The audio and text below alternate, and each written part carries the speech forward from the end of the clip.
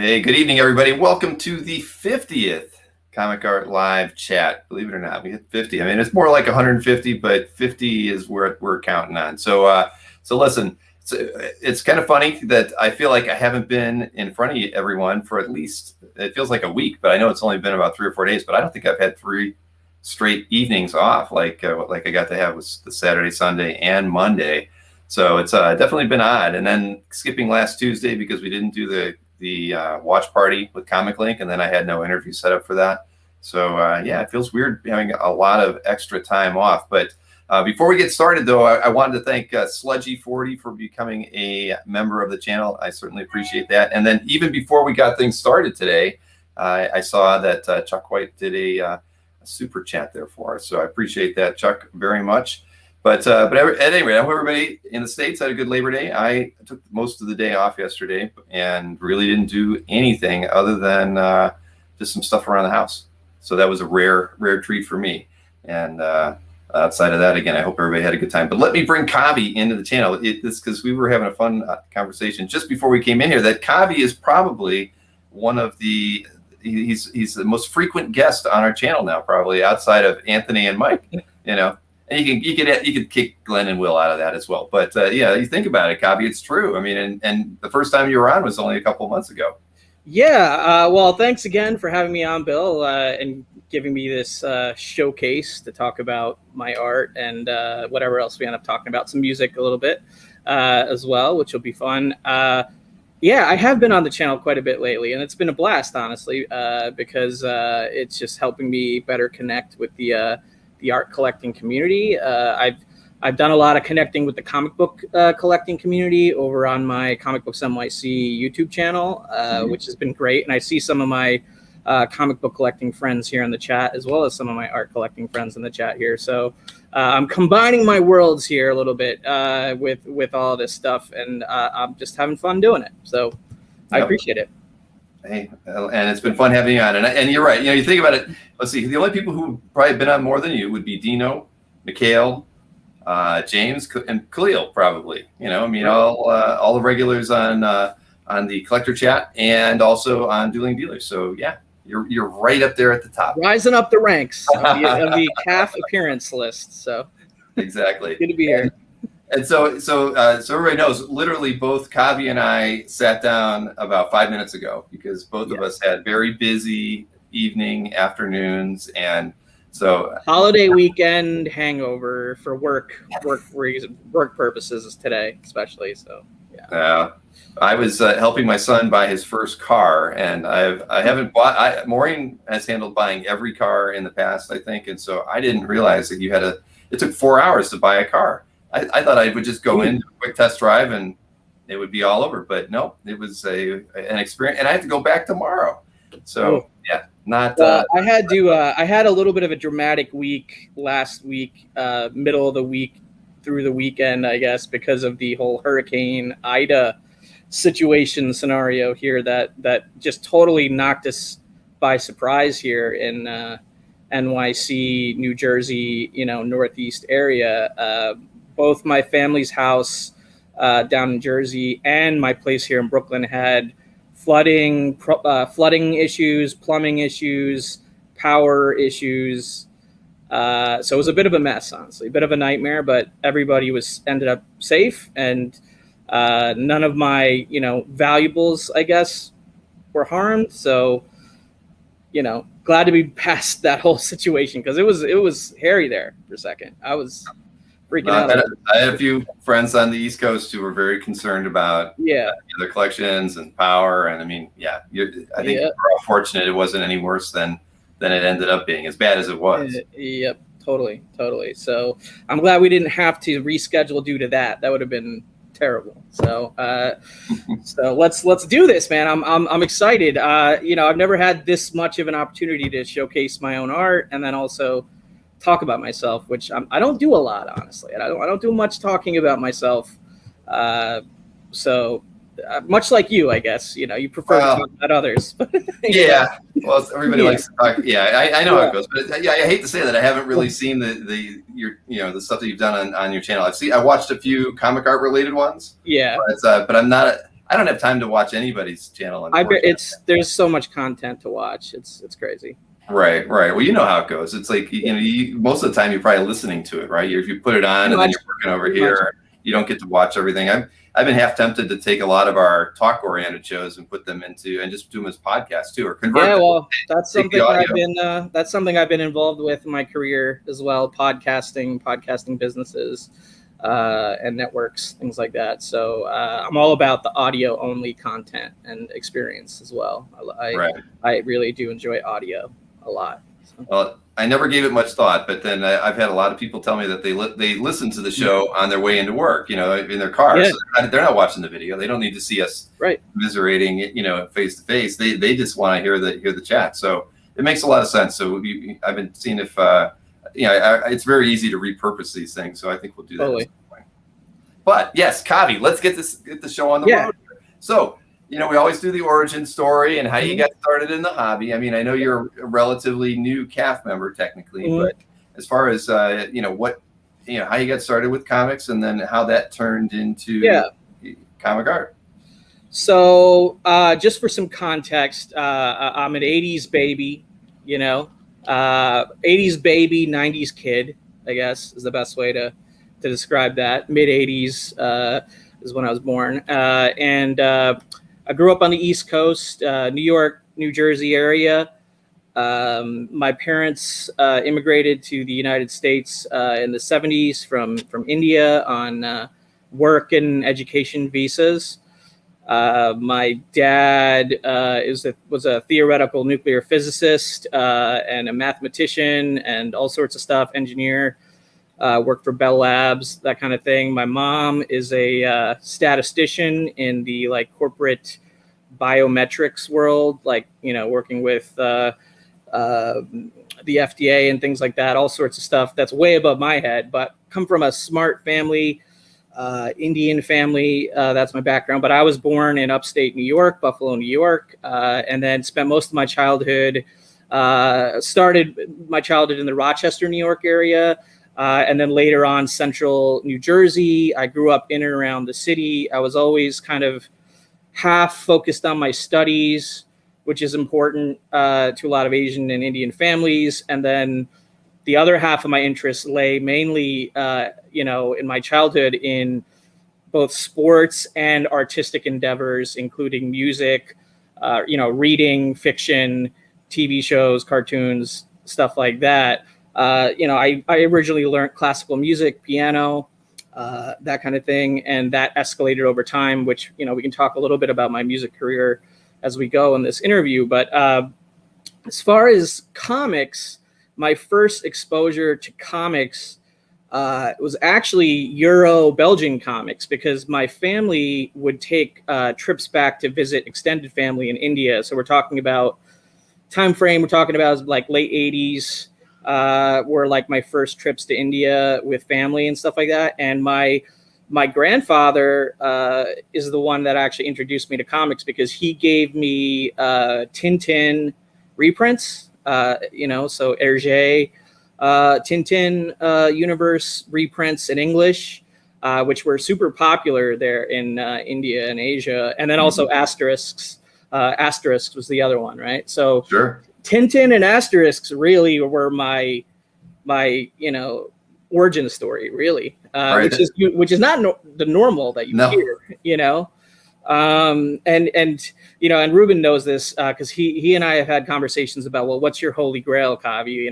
What would it be? And it would be something Tintin Hergé related, but good luck, right? I mean, right. You're not going to get that at a Al Milgram page kind of price level. No, not. Yeah. So maybe you never know, but I pretty much it's not something I'm looking for every day. Let's just say that, just because I know it's both scarce and not really in my wheelhouse dollars wise most of the time. But I don't want, that's neither here nor there. I later on did get exposed to American comics, Marvel, DC, all that stuff. But like a lot of comic book fans in their 30s today, my fandom for American comics really was driven more by the cartoons, I would say. What's up, Graphic Man? What's going on? I see a bunch of my friends in the chat. Thank you guys for showing up.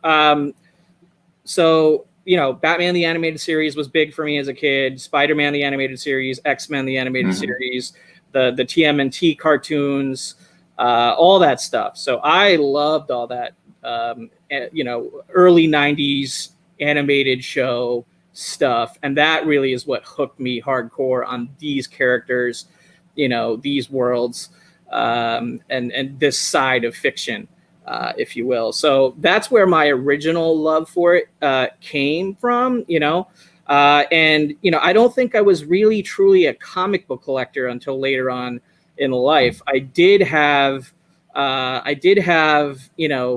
scattered comics, I guess, throughout my collection, from like ages 12 to 18, but I never really collected.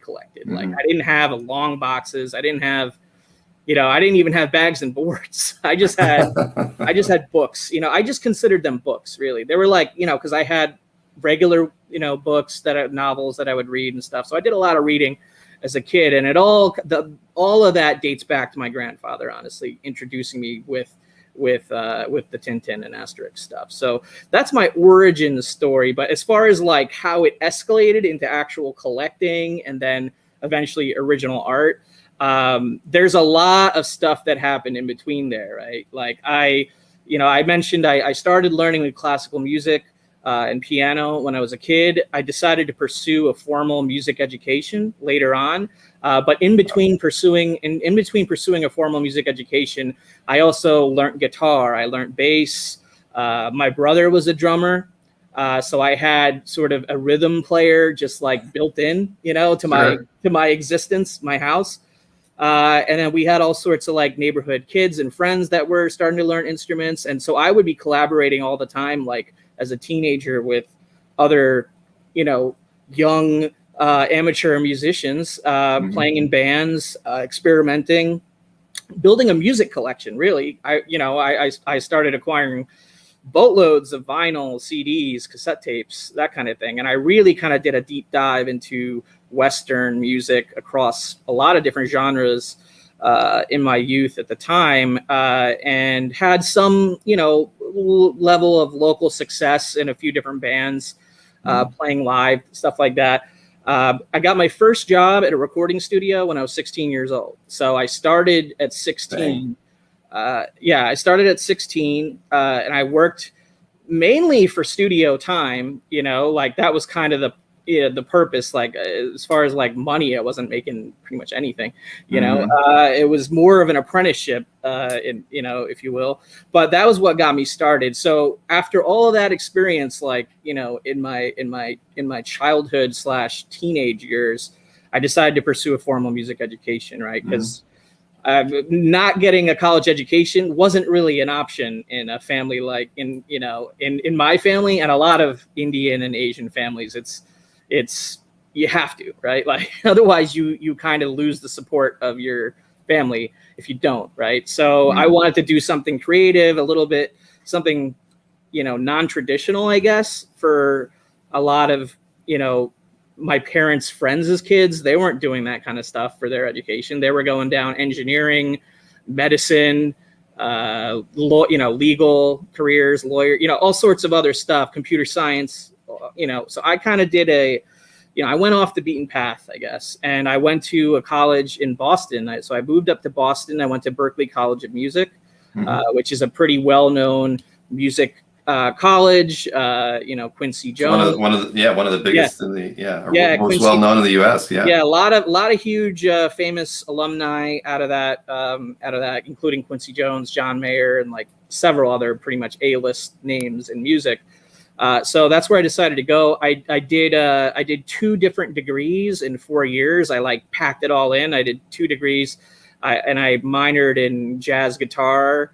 And, I had to get a formal music, bachelor's of music degree as well as part of that. But my 2 different majors or, specializations were music production and engineering, which is essentially taking the recording studio work that I had already been doing, right, on my own, and really getting hardcore into it and learning so much about it that, you were getting a degree in it, right? So that's like the ins and outs of recording audio, producing audio, working with artists, working with other people in the studio process, and basically learning how to make records. So I did that whole side of my education, and then I did also a music business and management degree there as well. So that was another kind of side of the business that I really quite enjoyed learning about, like learning about contracts, learning about accounting, taxation, marketing, right? All sorts of things on the business side and the management side, but how it correlates specifically to the music business specifically, right? So very sort of dialed into the music business and the whole business marketing and management angle of it. So I graduated, I did really well in school. I kind of developed early music industry connections just by going there, frankly, because it was kind of like a mini version of the music industry within itself at a college, right? All the sort of, it's just smaller scale, right? But it's this kind of similar kind of things that I'd be dealing with out in the real world once I left. And as soon as I did leave, I wasted no time. As soon as I graduated, I moved straight out to LA. Moved straight out to LA. I was dating, I had a college girlfriend. We moved out together. That didn't work out long term, but it was a decision I made when I was that age, when I was younger. But I'm glad I did, because that's where I really kind of, what's the phrase, cut my teeth or whatever, really got experience from the ground floor onwards, and really kind of climbed up the ladder of the music business in various ways. I started out continuing the whole like studio creative engineering side of things. Like that was what I was originally setting out to do. So I did that. I built the studio. I started taking my own clients. I started getting royalty generating projects, right? So I started doing that. I started working for a studio in North Hollywood, California, doing like voiceover sessions for film and TV, voiceover sessions for audiobooks, and sound design for audiobooks. So I was doing like voiceover sessions with like Forrest Whitaker and Samuel L. Jackson and like, celebrities. Like it was cool. It was a great experience right off the bat. I wasn't making a ton of money, but I was getting all this experience, right? Like I had like 4 or 5 different jobs at the same time, like running around town all over LA. So those were good times. Like I look back on those times, like kind of fondly, a little bit nostalgic, like, cause I was a little bit green in the gills. But I was getting like real world experience, and I thought I was kind of going the right path at the time. Then that kind of led me to meet some more people, and I eventually transitioned into music supervision. So if you're not familiar with what music supervision is, it's essentially the art of putting visuals to music. I mean, just kind of something I'm experimenting with all over again with art now, right? Which I kind of talked about a little bit. But my first foray into that was with TV commercials and some cable TV shows. So I basically was signing the right kind of music, like repertoire, and then placing it into the right kind of visual creative. And I was generating royalty income from that as well, because I was getting points, right? Like I was taking a little bit of points from the publishing side of that whole operation. So that was cool for a couple of years and fun, because I got to still be immersed in music, but also be immersed in like visual content and stuff, which I was a fan of my whole life: music, movies, TV, all of that stuff. So I was enjoying myself doing that. But there was a turning point for me around that time, because there was a Hollywood writers' strike. I don't know if this rings a bell for anybody, but like, at this point I don't even remember what year that was necessarily, but I think it was like 15 years ago ish, something like that. That's when the Hollywood writers' strike hit, and that messed everything up for me. So that pretty much cut my income down to next to nothing. because there was no more. There's just everything was all the productions stopped. You know what I mean? And the firm that I was working for was having a hard time, and as a result of that, I was having a hard time, and I was sort of even told to sort of try and figure something out soon. if you catch my drift. Yes, yeah. In a very subtle way, they let you know that. Yeah. Yeah. So I started putting some feelers out there, started exploring a little bit, and I was like, you know what, I'm going to try and change pace a little bit, and from moving from all this sort of creative work in music, studio work, music supervision work, and that was like my whole background up until that point. With a couple minor exceptions. But that was the turning point where I was like, you know what? I have this whole other degree, business, right? Business, marketing, management. Let me see if I can get my foot in the door somewhere where I can sort of leverage some of those skills. Because not only that, when I was in high school, I taught myself HTML.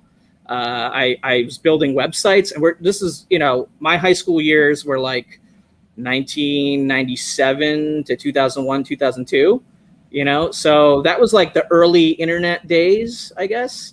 So I had built a website to support local artists and bands at the time, like during high school. Like I was in the paper and all that stuff, like, one of those things that your parents are proud to talk about, like, look at my, son, he did this and he's in the paper or whatever. So I still kind of retain those skills. I was one of the earliest adopters of Facebook while I was in college. Like Berkeley was right across the river from MIT, where Mark Zuckerberg launched Facebook in his dorm room, right? So I was right down the street.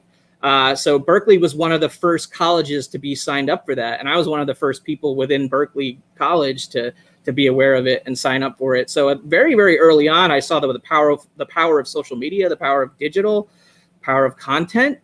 And I kind of just pivoted it. I went that direction, and I ultimately found my way through the door at Interscope Records, Geffen Records, A&M Records, Universal Music Group. And I started working for all these labels. And one of the first projects I ever worked on artist-wise was Lady Gaga, before she was anybody, before she was anything.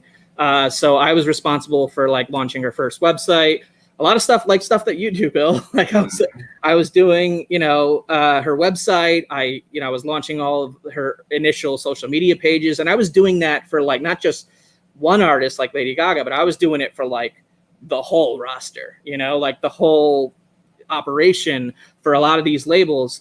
So I really hit the ground running around that time, and I ended up spending many, many years in labels, major labels. I worked with all sorts of artists, Lady Gaga, Enrique was later, Lady Gaga, Rise Against, LaRue, All American Rejects, Blink-182.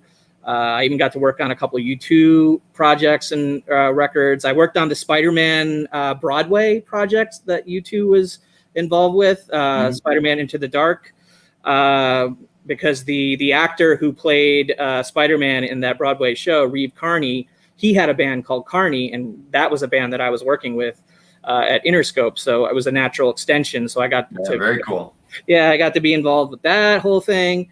So there was a lot of things floating around that time, and that ultimately later on led me to transition from the record label world to the artist management world. So I joined up with like this super artist management firm in Beverly Hills.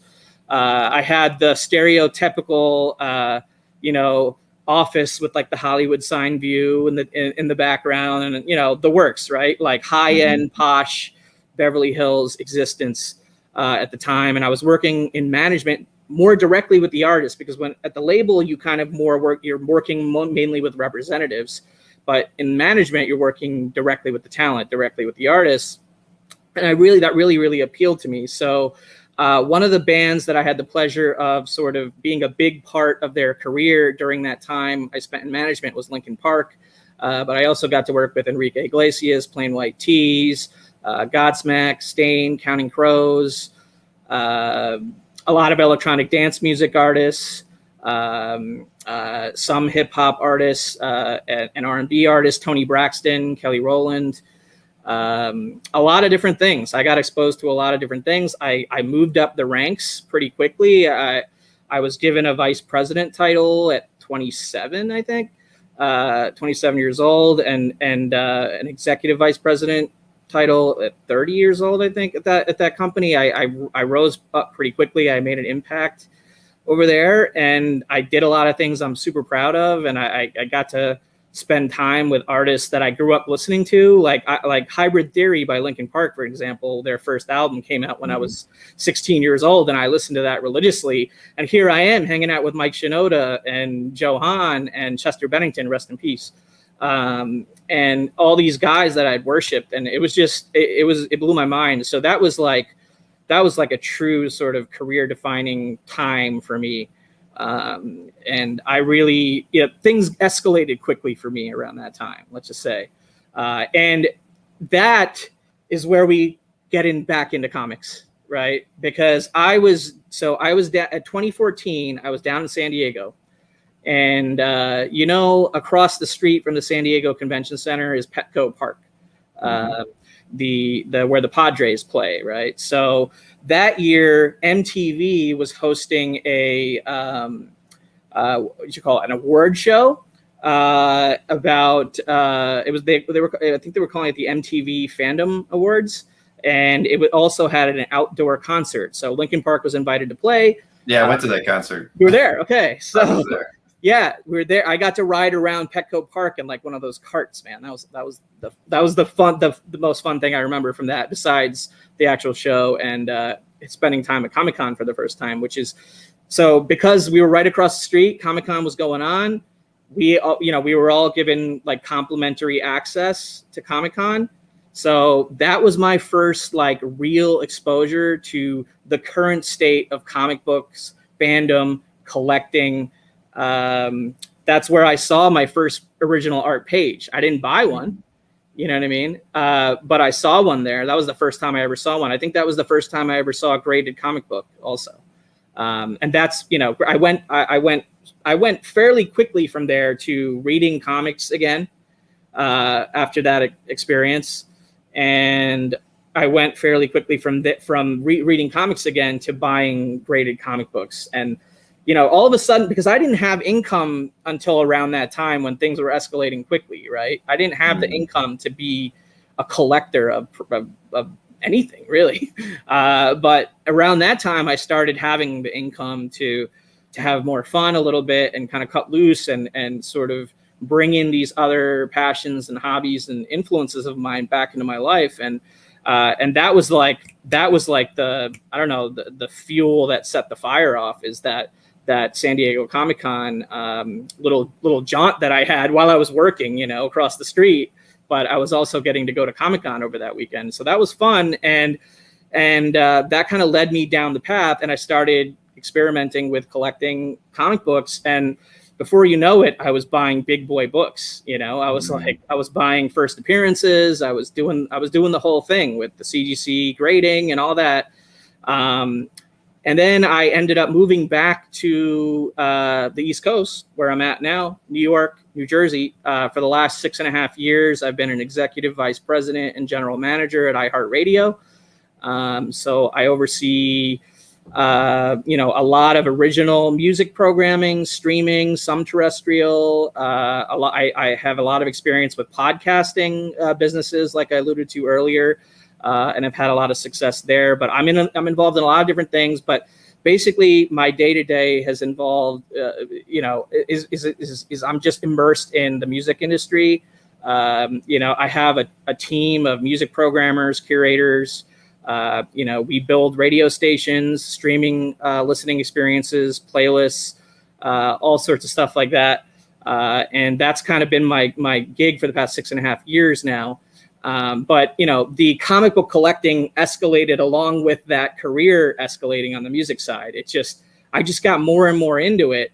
Sure. And by 2018 or so, that's when I started posting things to Instagram, and I started experimenting with YouTube, because honestly, with all this stuff going on in my life, music wise, I had very little time for friendships in comics. And I didn't even really know where to go for that. You know, like I kind of just discovered it somehow organically on my own. 2017, I started watching some YouTube channels, and you know, I was aware that there was stuff going on Instagram, but I was a little hesitant to actually join and start sharing, you know, but finally kind of just took that plunge in 2018. And then I started connecting with all sorts of people in the hobby. Right. And it wasn't before long that all the comic book collecting led to interest in original comic art. 2017 is when I got my first like sketch cover, if you will, you know, like that kind of stuff. I was experimenting with con sketches and stuff like that.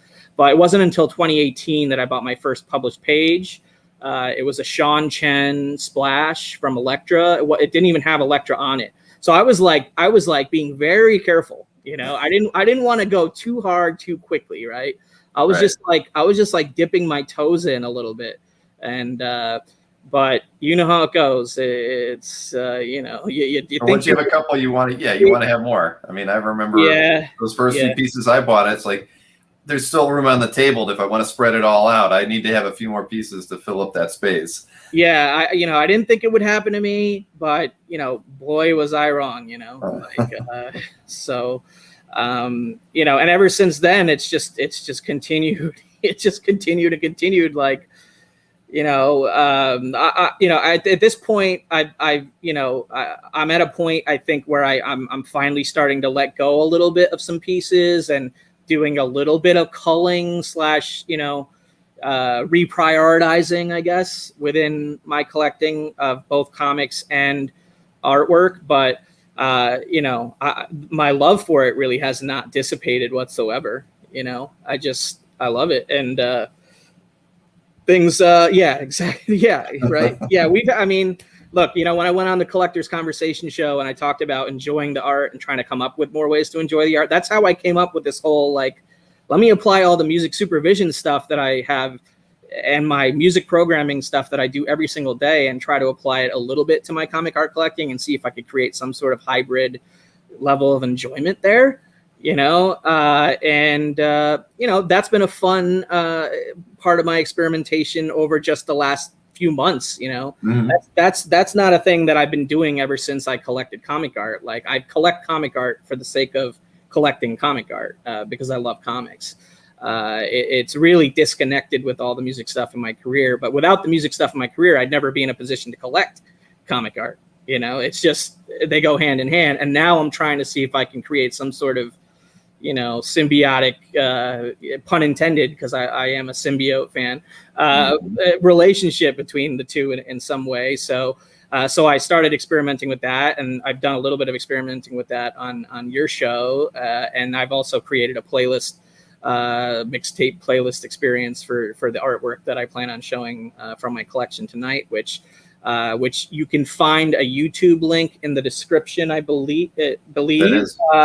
If you want, or I can just share it here in the chat. I don't know if I have link access here for the chat, but I can put it in there, sure. Okay. But yeah, anybody who's on YouTube, if you scroll down to the description, you'll see the link to the playlist, and it kind of ties in with the order of the artwork that we're going to show, so you can watch it after the fact too. Yeah, I would recommend maybe. Yeah, because it might spoil a little bit. I don't know. If you look at the description or if you look at the playlist, it kind of might spoil a little bit the artwork that gets shown, which is, I mean, that's fine, you know. But if you don't want to be spoiled in that and you want to be surprised along the way with the art that we show, then you know, that's up to you. But yeah, I mean, that's long story. I know that was kind of long-winded, but I think hopefully it provided some context as to how I got to this point.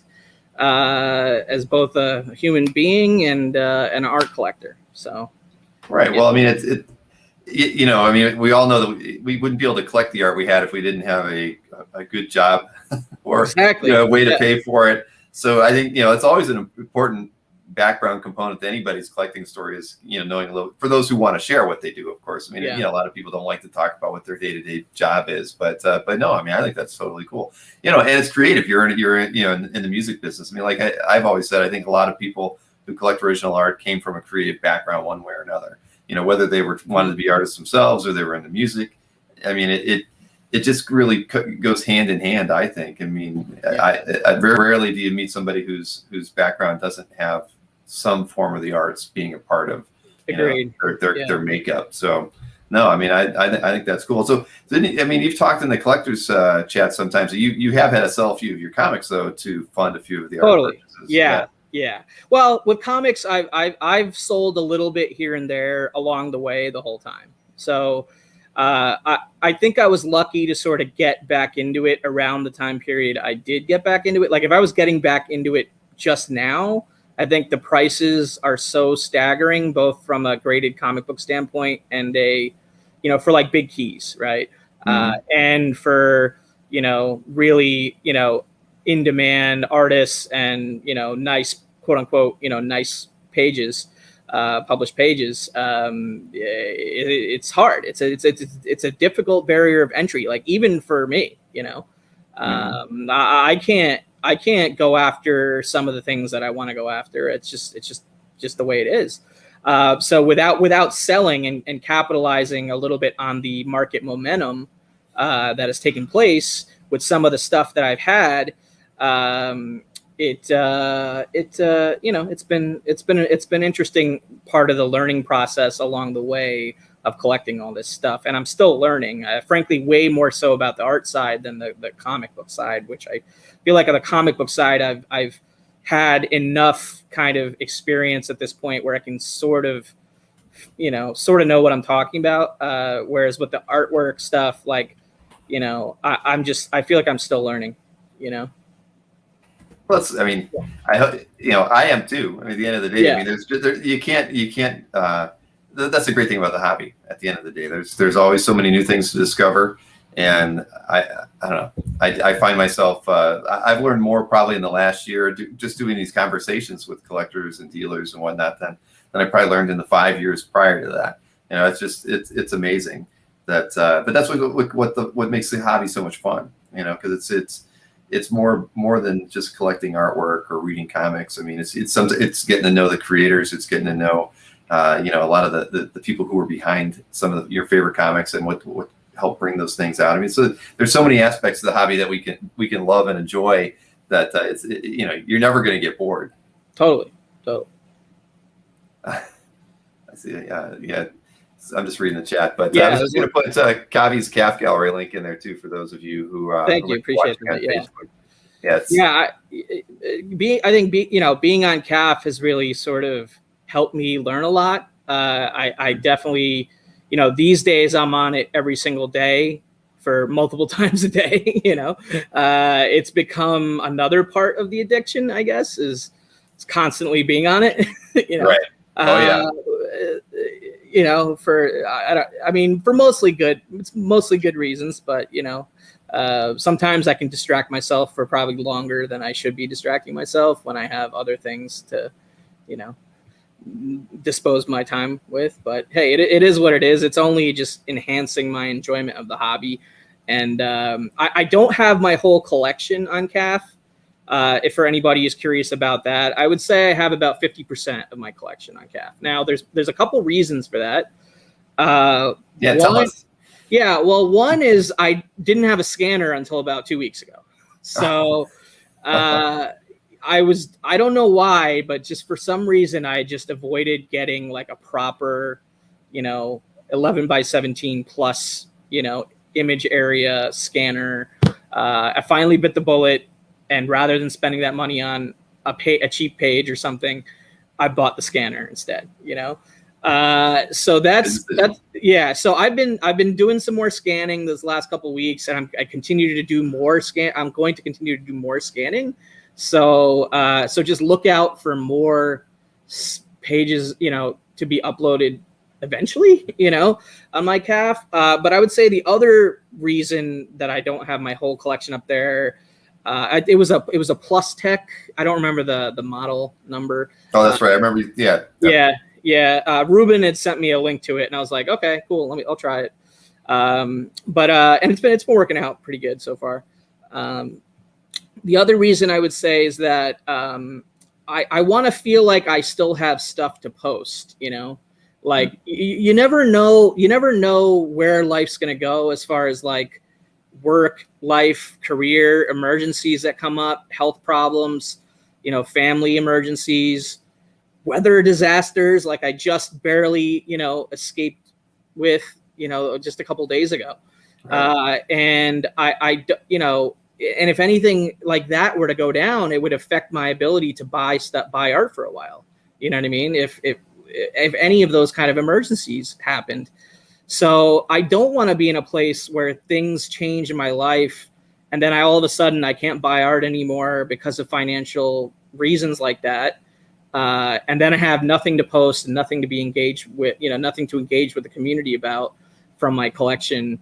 So I kind of keep it at that 50%-ish range. I might increase that over time now that I actually have the scanner, because I can actually get proper images now. But you can update some of your images too, though. That's what I've been starting with. Actually, I've been starting with taking scans of stuff that I had bad scans or just pictures, photos, right? Yeah. Yeah. So that's good. Kind of phase one here, which I know you appreciate. I do. So that's phase one. Phase two will be stuff I don't have posted and hopefully posting more stuff. I just started posting some of the animation art that has come into my collection. So that's fun. And I've been doing a little bit more experimenting in that side of the art as well, because I do have that sort of fandom of all those cartoons that kind of, that was the genesis of my love for American comics, right? The Belgian comics notwithstanding or whatever. But so just, I hope to be more active as a poster over time in my gallery. But, but primarily we'll be dealing with stuff I've, essentially have already posted, with a couple exceptions. I threw in a couple surprises in here that I don't think are in my gallery. So if you want to get to the art, I guess we can get to the art. I don't know if there's. Yeah. Why don't we start? Yeah. Well, everybody's here to look at artwork. That is. There we go. Sure. Yeah. All right. Let's get this first one on the screen. All right. So the first kind of 4 or 5 pieces here that I chose to show, I kind of categorize in the key moments / first appearance, key moments within comic books. Including some first appearances, key storylines, and stuff that's just important to the history of the comic book hobby, I think, as well. And kind of the stuff that Jordan appreciates the most as a collector. I also have a little bit of a passion for that category, right, of collecting within my overall collecting. So this is a George Perez page from Infinity Gauntlet #1. And, obviously a key storyline within comic books, one of the most key event series ever in comic books, especially within Marvel. And of course, the inspiration behind almost the entire MCU phases 1 through 3, right? And this is the page after the snap where it is revealed for the first time that the Avengers have been essentially dusted, blipped, or are disappearing. And, I guess blip is the current, Marvel Cinematic Universe way to describe it, right? That's what they say. Yeah, which, I never quite jibed with that word blip, but I like dusted personally. That was my favorite. Definitely. This is definitely a doozy. I believe still to this day, this is the most I've ever spent on any single piece of art. And I think exactly. It's a piece of history. It's a piece of comic book history because it's a super memorable page within the storyline of that first issue. Because at the time when reading it, this was one of the first Marvel comics I ever read, honestly, too. And now, what a place to start. It is. I wanted to start with this just because it's it has so many different important touch points, both to my own collecting, my own story as a comic book reader and collector, and also the extended impact of Marvel on pop culture today, because they kept this, they kept this story element in Avengers Infinity War. You know what I mean? It's one of the things that they kind of kept intact is that the snap would, disappear half of the universe, and the Avengers being the shocking moment, both of that film and this issue, that is just a very, very powerful moment. And even in the movie, there's a shot of Chris Evans. There's a close up of him sitting on the ground with this like a bewildered look on his face, right? Realizing what just occurred and what just took place. And that parallels that middle panel there, that close up shot of Cap quite well in this page. I mean, not sure what else I'll say about the page. I mean, obviously in this, Cersei and Hawkeye were the Avengers to disappear, right, in front of Cap. And in the movie, I believe it was Winter Soldier who was like the first to disappear or get dusted. So that, that's the first page I wanted to show, a very important one for me in my collection.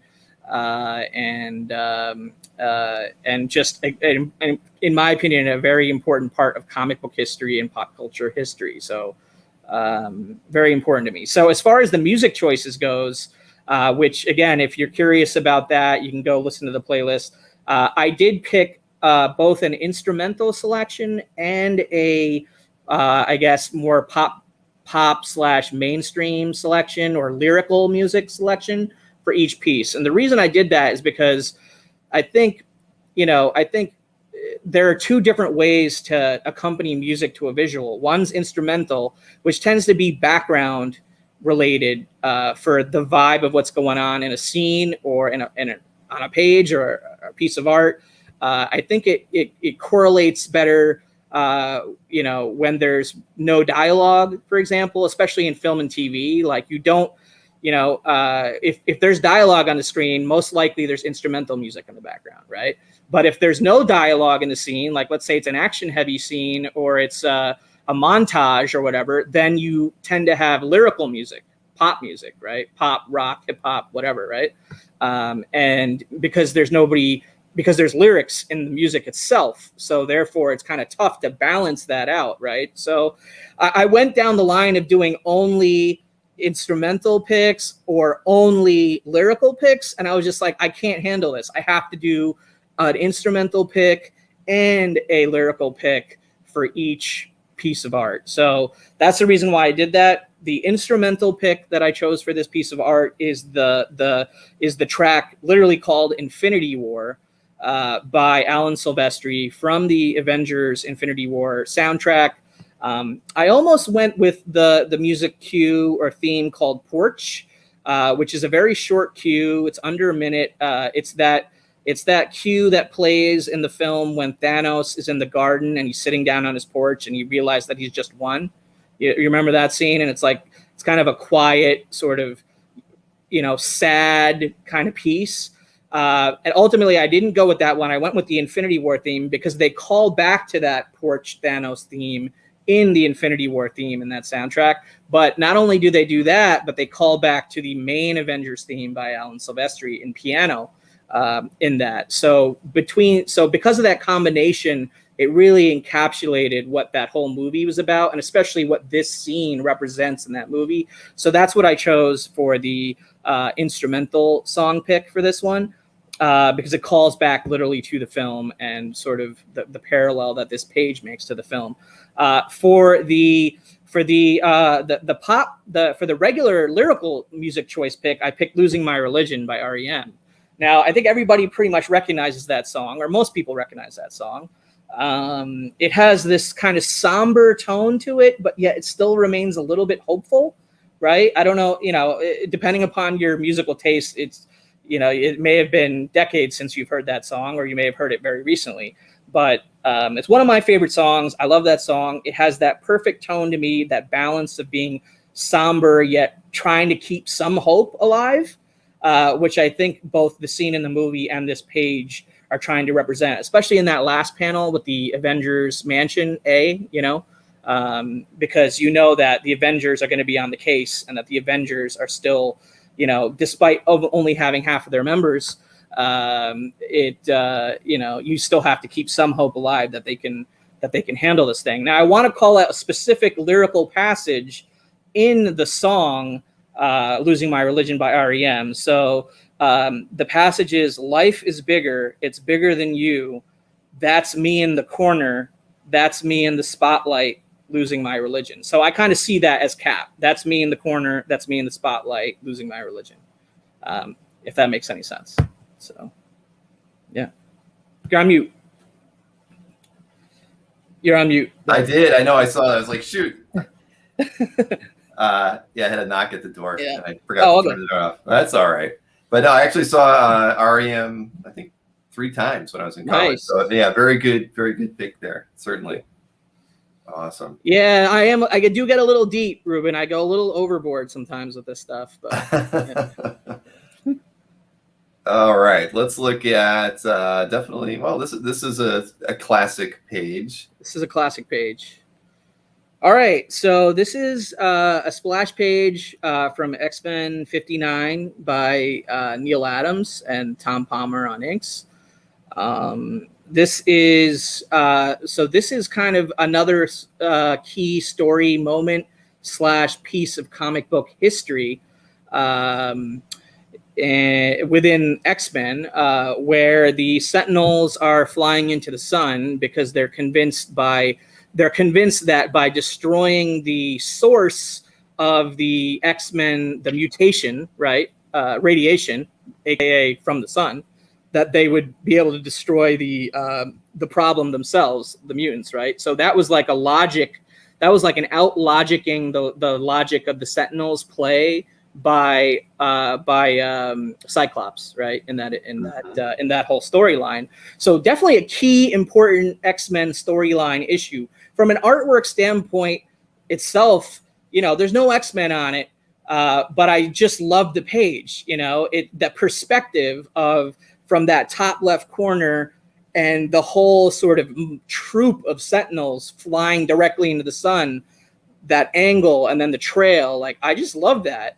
I just love that personally from the artwork. It's just a, I don't know. It's a memorable page and a memorable scene for me. But it also has, I guess, larger historical ramifications within Marvel Comics history and X-Men Comics history, because while this issue was written by Roy Thomas officially, and obviously illustrated by Neal Adams and Tom Palmer, this story idea of why don't we have Cyclops convince the Sentinels to fly into the sun, that was come up by a young scribe at the time, an intern in the Marvel bullpen named Chris Claremont. So in terms of comic book history, yes, Chris Claremont didn't start writing on the X-Men run until X-Men number 94, but the first ever story idea or contribution he ever made to X-Men canon was when he was an intern at Marvel. He pitched Roy Thomas and Stan on this idea. They bought it and they used it, and they had Neal draw it. So this is actually Chris Claremont's first ever contribution, a story idea to X-Men canon ever. It predates any of his formal official writing of any X-Men issues. And I once heard him tell that story. I know he's told the story a bunch of times, but I once heard him tell the story at New York Comic Con at a panel he was doing. And I literally, as I was hearing him tell the story, I whispered over to my buddy that I was with, and I was like, I wonder if the OA for this will ever, appear, or will appear soon. And I had no expectations that it would, but it appeared just a few months later. And I went after it. To the point where I pretty much, wasn't going to let anybody else win it, kind of thing. And I got it, and I honestly didn't expect to win it. And it still blows my mind that I won this page and that I have this page, and this page is up on my wall, not behind me, but in a different part of my place. So I love that. I love that piece for so many different reasons. The impact to Marvel history, X-Men history, and the whole deal, and just how it relates to my personal life as well. So if you want, I can get quickly into the music discussions if you want to put the piece back up. Sure. I'll try to go quicker. I'm sorry, Bill. I'm taking too much. No, not a problem. So for the instrumental piece, I chose Lacrimosa by Wolfgang Amadeus Mozart, which is a piece of classical music that actually is probably more recognizable than a lot of other pieces of classical music that, for the quote unquote average classical music fan / just somebody who just is aware of classical music but is not really a fan of it. It's a pretty recognizable piece. Obviously the movie Mozart probably had a lot to do with that as well. But it's a chilling, eerie kind of, I don't know, very epic piece. And it's the kind of piece with the kind of scale to it where I imagine visually that a scene, if this scene was ever done in a movie, I would want a piece of that. I did consider Flight of the Valkyries, Jordan, but I didn't think it had the right kind of vibe or the right kind of attitude. But that is a good call out. There were several other pieces that I had considered and classical that had sort of flight tie-ins. But I wanted to choose that piece just because I thought it personally fit for me. And then for the pop music choice, the lyrical music choice, I chose a piece called Icarus by the alternative rock band Bastille. And I think it's probably obvious why I chose that. Icarus is like that Greek mythology of, flying too close to the sun. It's a theme that's been used and reused throughout all sorts of artistic mediums. And so one of the lines in the song Icarus by Bastille is Icarus is flying too close to the sun, which is literally what what the myth is about. So you can't get much closer to the sun than the Sentinels are right here. So yeah, that's it for that one. No, it's a classic page, and the thing is that you after seeing Claremont talk about that page and then you having the opportunity to buy it, that kind of fueled your desire to want to have it. Now you've got backstory and context, and and again, who wouldn't want to? I've never owned a piece of Neal Adams X-Men artwork for as long as I'm an X-Men collector by and large. I'll tell you, Bill, that's my first, and it most likely will be my only and ever. I get it. I do. I'm very super impressed about that piece. I love it. I love it a lot. It's one of my favorite storylines of in all of X-Men. So me too. Yeah, very, very, very happy to see that you own that one, and it's you put it on the wall. That's a really it's on the wall. Piece in your collection. It's a wall showcase one for sure. All right, now I've got a couple slides for this next one, though. Oh, okay. Because I didn't want to put all 4 images on one slide. So. Feel free to do whatever order you need while I talk about it. But, yeah, no problem. Yeah. Okay, so this is the Ryan Stegman cover for Free Comic Book Day 2019, SpiderMan Venom #1. He actually penciled and inked both of these himself, so this wasn't a J.P. Mayer, inked on separate board style one. He did all the inking, so no pencils on separate board for these. But the page on the right is the overlay of Peter Parker Spider-Man and Miles Morales Spider-Man. Which, yeah, there you go. There you can see the overlay on the published cover, and then of course on in the main image you have Absolute Carnage. You have Carnage, but more specifically, you have the iteration of Carnage that Donny Cates and Ryan Stegman created, right? For this Absolute Carnage, Venom, King in Black, line of stories that all connected over a series of several years, which I was so into as a reader. I was just super into it. Like I was waiting with bated breath for every new issue of Venom, every new issue of Absolute Carnage, and every new issue of King in Black. And this is the first appearance of Absolute Carnage. It's the beginning of that whole storyline in that Free Comic Book Day issue in 2019. It's a free comic that you could have gotten at any one of many local comic book shops, etc., and or online. But I think it's a stunning, just overwhelming image of Carnage. One of my favorite Spider-Man villains, and this piece just blew me away. There is kind of, I guess, a little bit of stat work over it in the latter half, but it's all Stegman. It's all Stegman on the page, on both pages, and there is a bonus, I think, on the back of the overlay page on that second slide. A little bit hard to see. I did scan that, but it's very hard to see. It's kind of, I think it's a study of some kind, like done in pen, I think, like over possibly some sort of printed blue line. I'm not entirely sure. So honestly, I know very little about the details of that bonus image on the back, and admittedly it is hard to see, but it is cool to have that kind of a bonus. And it was hard narrowing down just to one Stegman. Like I kept it was hard narrowing down just to 16 pieces, frankly, but even harder for me to narrow down just to one piece to show per artist. I managed to do it. I'm only showing one piece per artist tonight, not showing multiples by, my favorite artists or anything like that. But I would consider Stegman one of my favorite artists, especially modern guys. So that's why I decided to include this piece. From a music standpoint, if you can go back to the first slide, Bill, while I describe the music, I ended up choosing another somewhat recognizable piece of classical music, Requiem by Giuseppe Verdi. And some may not recognize it, some may.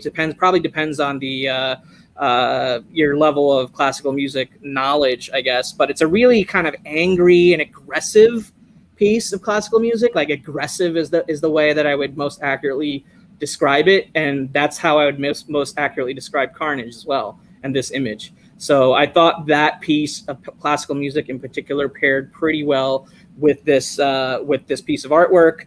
And then for the lyrical piece of music, I chose a track by the band Muse called Hysteria.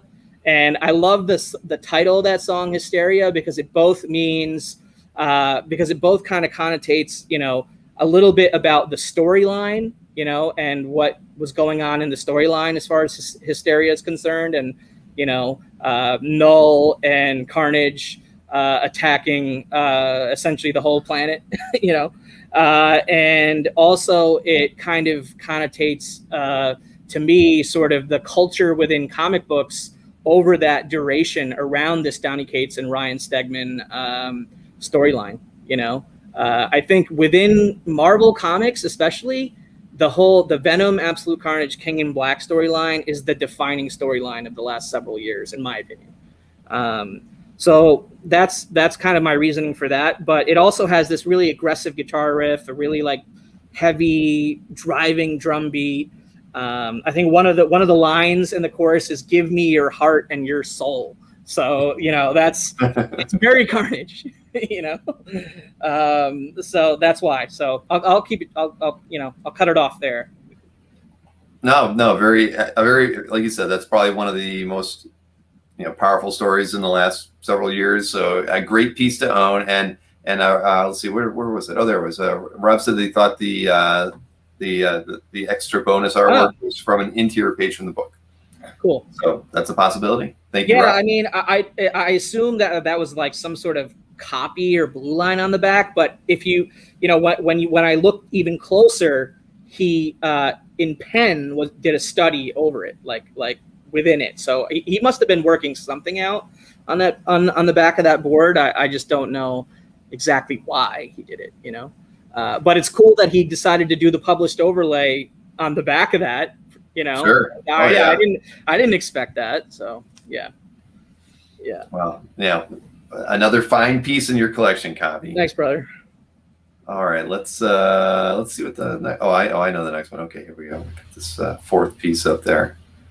Yeah. Okay. So this is a page from Star Wars #1 from 2015. John Cassaday, of course, got this from Albert. Shout out to Albert. So I'm a big Star Wars fan. There's going to be multiple Star Wars pieces that I'm going to be sharing here, and what's important comic book history wise about this is a couple things. So this is the first appearance of Han Solo and R2-D2 in Disney Marvel Comics canon. So what I mean by that is when Disney bought Lucasfilm in 2012, they essentially said that the old comics, right, were no longer going to be canon, and the old novels were no longer going to be canon, and we were going to reset that sort of publishing effort, and that everything that we publish moving forward will count, quote unquote, as part of this new canon era.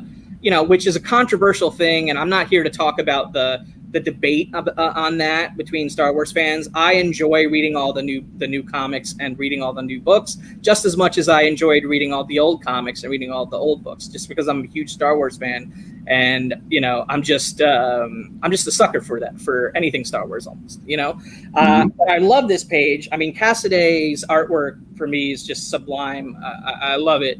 As you can see in the published example, he's literally saying his name. You can call me Han right here. And that's his introduction into this whole new era of Disney Star Wars. This book came out before The Force Awakens. This Star Wars #1 ended up being the first million-selling comic book since the early 90s, since like the Batman Nightfall era, right? That's crazy. So for me, owning a page that has been published that many times and reprinted countless times in trade paperbacks and omnibus and all that, this is one of the most viewed issues of comics in history. So to own a page and to own an important key storyline page, a first appearance in this canon of these two huge Star Wars characters that I'm both a big fan of, R2 and Han. I just love it. This is like a big keeper page in my collection that I'm proud of and that I love owning. I'm just happy to have this one in the collection. Quite happy to have this in the collection. So that's kind of my explanation of the piece. Important to Star Wars comics history and important to the whole history of Star Wars and this new era of Disney comics and Marvel Star Wars under the Disney umbrella. As far as musical choices, this might be pretty controversial because you would expect for me to choose a Han related musical cue or a music theme by John Williams from the original trilogy, but ultimately I felt like I couldn't do that because I don't know how well known this fact is, but in the original Star Wars, which is called A New Hope now, there was no theme for Han Solo. There was no specific theme for Han Solo written by John Williams in A New Hope. There was a Princess Leia theme, right? But not a Han Solo theme. In Empire Strikes Back, same thing. There was not a Han Solo theme standalone, but there was a Princess Leia and Han theme, right? Like a combined theme that kind of played upon the budding romance there, right? Between Han and Leia. So no real proper Han theme in Empire Strikes Back. And then in Return of the Jedi, kind of the same thing. It was the reuniting of Han and Leia, which is what the theme was about, because he was trapped in carbonite and all that, right? Right. So John Williams never did a proper Han Solo theme until the Solo movie came out, which came out in the Disney era, right? But John Powell is the one who did the score for the Solo movie. Now, he did graciously step aside and let John Williams write the Han Solo motif, the theme, right? The cue for Han Solo. And he integrated the Han Solo theme that he wrote for Solo into everything else that he was doing for that film. But so I sat down and listened to that Han Solo theme again, by Powell and Williams for the Solo film. And ultimately, I just didn't think that was a very memorable theme. Like, can any of you guys remember the Han Solo theme from Solo off the top of your head without referencing it or listening to it? I doubt it, I can't. Yeah, right. So I didn't want to go with that either.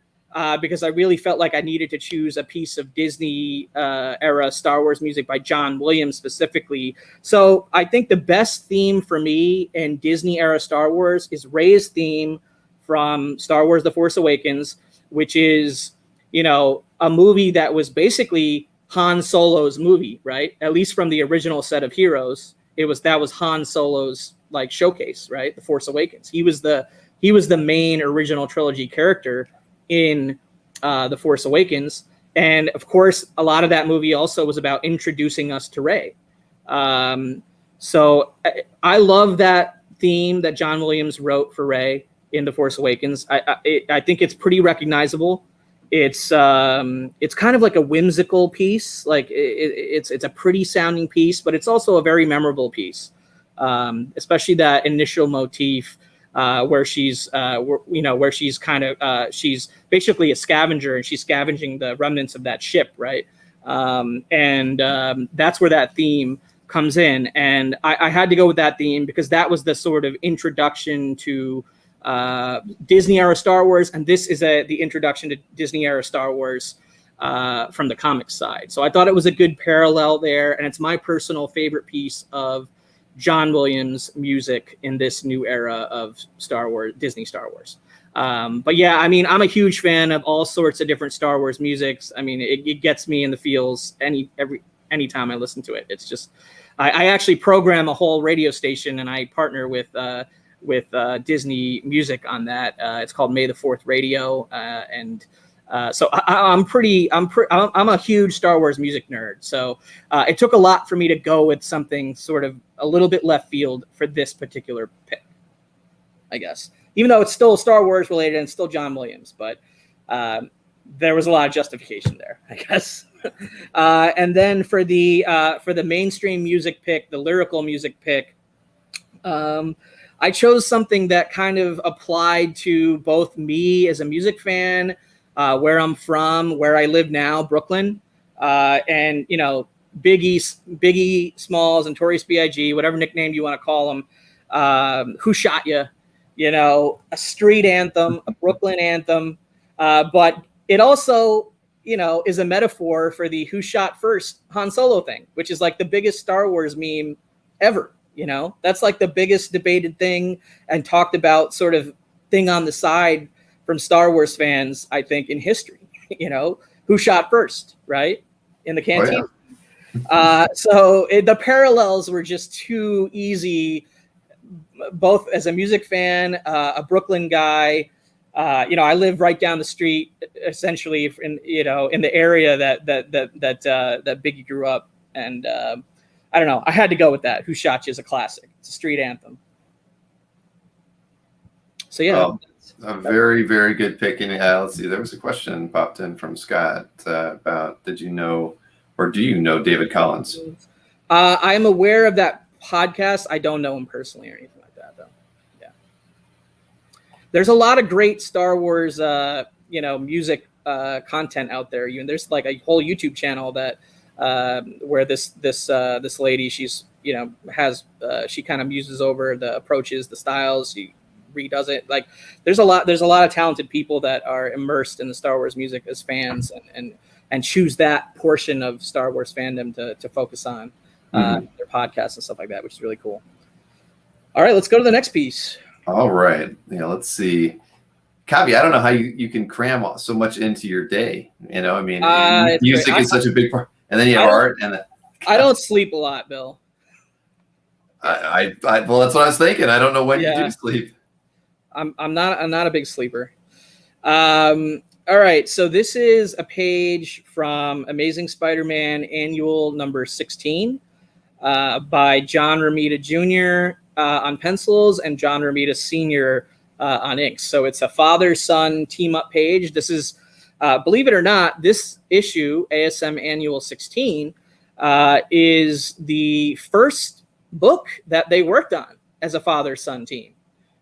So when it comes to comic book history, like on the actual industry side of things, I think that adds a lot of weight history-wise and importance-wise to any page from this issue, because it's the first time as father and son that the Romitas did a book, which I'm really happy that I own a page from that. But at the same time, also on the inside of the book, it's an important key history story moment because it's the first appearance of Monica Rambeau, aka the all different Captain Marvel at the time, and then she's had several different names since then in Marvel Comics,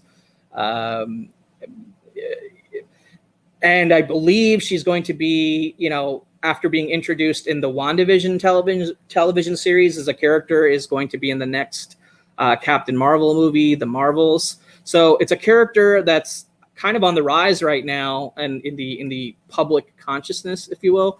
And this is the page where she, it's not the birth page as the way Jordan describes it, which is like the first page where that character comes to life. but it is the first page where she's discovering her powers in the origin story that is told within this issue. So this issue is not only the first appearance of Monica Rambeau, but it's also tells her origin within it. And on this page, she's discovering her powers. In that top panel, she's like, kind of wondering what just happened, because she literally phased through a wall or a door, I believe, and found herself on the inside of this building. And then also in subsequent panels, you can see that the cord for the electric cord for this radio communication equipment was either cut or unplugged. Yet because of her power to tap into all sorts of forms of energy, she's still able to send a Mayday message across, right? To this operator over here that you see in the bottom two panels. But there's a lot of cool details on this page, especially in all those like switches and dials. I just really appreciate those kind of details on a page. So there it is. There's a first appearance issue page, an origin page, discovering of powers page, and a first ever book for the Romita team on the same book in ASM, nonetheless. Although no Spidey on this page, Spidey does appear in various points in this story in the issue, but not during this origin portion because it's a flashback, right? So that's kind of the background on this page. And for music choices on the instrumental, I chose this selection called "The Awakening" by Christophe Beck. That's literally taken from the WandaVision soundtrack from episode 4. It is the music cue that plays in the opening scene of episode 4 of WandaVision, where Monica Rambeau is awakening from the blip. So I thought that the awakening was kind of an appropriate metaphor for two things. In that episode, she's awakening from the blip in a hospital to realize that,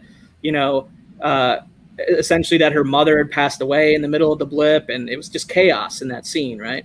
But also in this particular panel page, she's awakening and realizing that she has powers, right? So it's awakening is like a metaphor on two fronts for me, with that music choice, the show, and the page. So that's why I chose that one. And then for the music, the lyrical music selection, I chose a song by this. I think I would categorize them as like synth rock almost, or like synth rock alternative, something like that. But the song is called "Superhuman Touch" by Athlete, and the song title kind of gives away a little bit of the reasoning for the piece, because you see her superhuman touch literally in these panels for the first time. And I'll read a little bit of lyrics off from this song. I believe from the chorus, and they are as follows. Your fingertips are like superhuman touch. Can't get enough of this electric love. Burning the sun with just a wave of your hand, sparks flying out in every direction. So I thought that was a pretty poetic way of describing this page, honestly. Like, it fits, and it just fits perfectly, ripped right out of the lyrics of that song. So if you're not familiar with that band or that song, I encourage people to check them out, because they're probably a little less recognizable of a choice than some of the other acts that I chose and artists that I chose. I mean, do you use when you're looking at the artwork? I mean, do you hear music when you see it? I mean, even in pieces before you buy them, and does that influence your buying? Not really. Yeah. I think my purchase decisions on art are more centered around the art itself, the story, sure. the potentially the historical or story elements to it that make it important, things like that. All the stuff that all of us guys, exactly, gals, you find some way to enjoy it beyond. Yeah. This whole music thing is just like an extension of that, to find another existential way, a philosophical way of appreciating it. Yeah. Very cool. Yeah. No, and that's a great page too. I mean, I love that page. And you'll never guess, Bill, that this page was never on the open market. This is one of those kind of like stories you hear about kind of thing where like a buddy of mine outside of central Chicago area, like, Chicago outskirts, let's just say the burbs of Chicago. Mm-hmm. So he's the type that will often hit up places like half price books and like discount stores and like, searching for comics, things like that. He was on one of those kind of jaunts, that he does. And he was, I believe it was a half price books.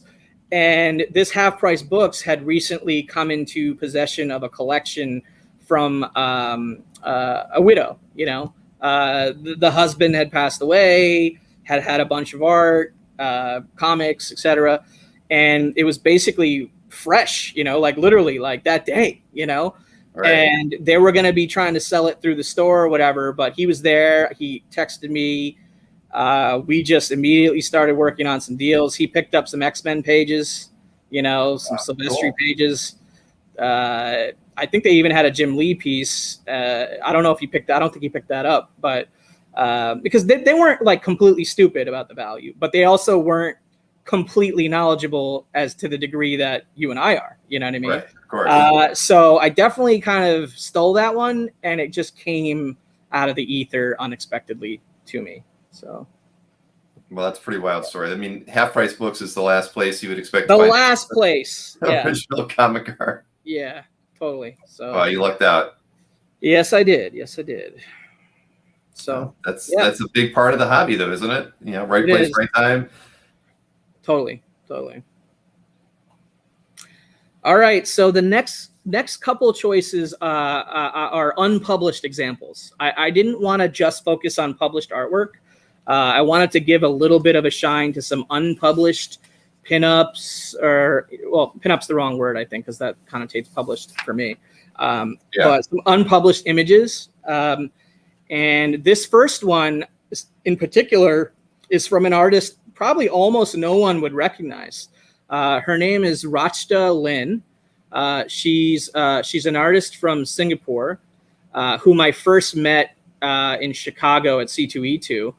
And she's primarily a manga style artist, and she's done a couple mangas. But anyway, I just discovered her artwork just on her table in Artist Alley, and I really was digging what I was seeing. So I started.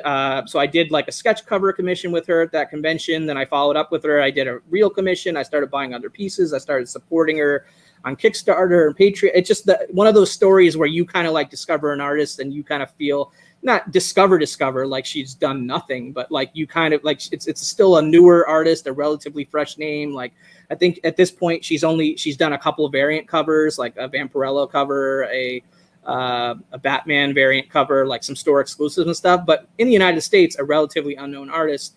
But I just really love her work, and I enjoy supporting her artwork.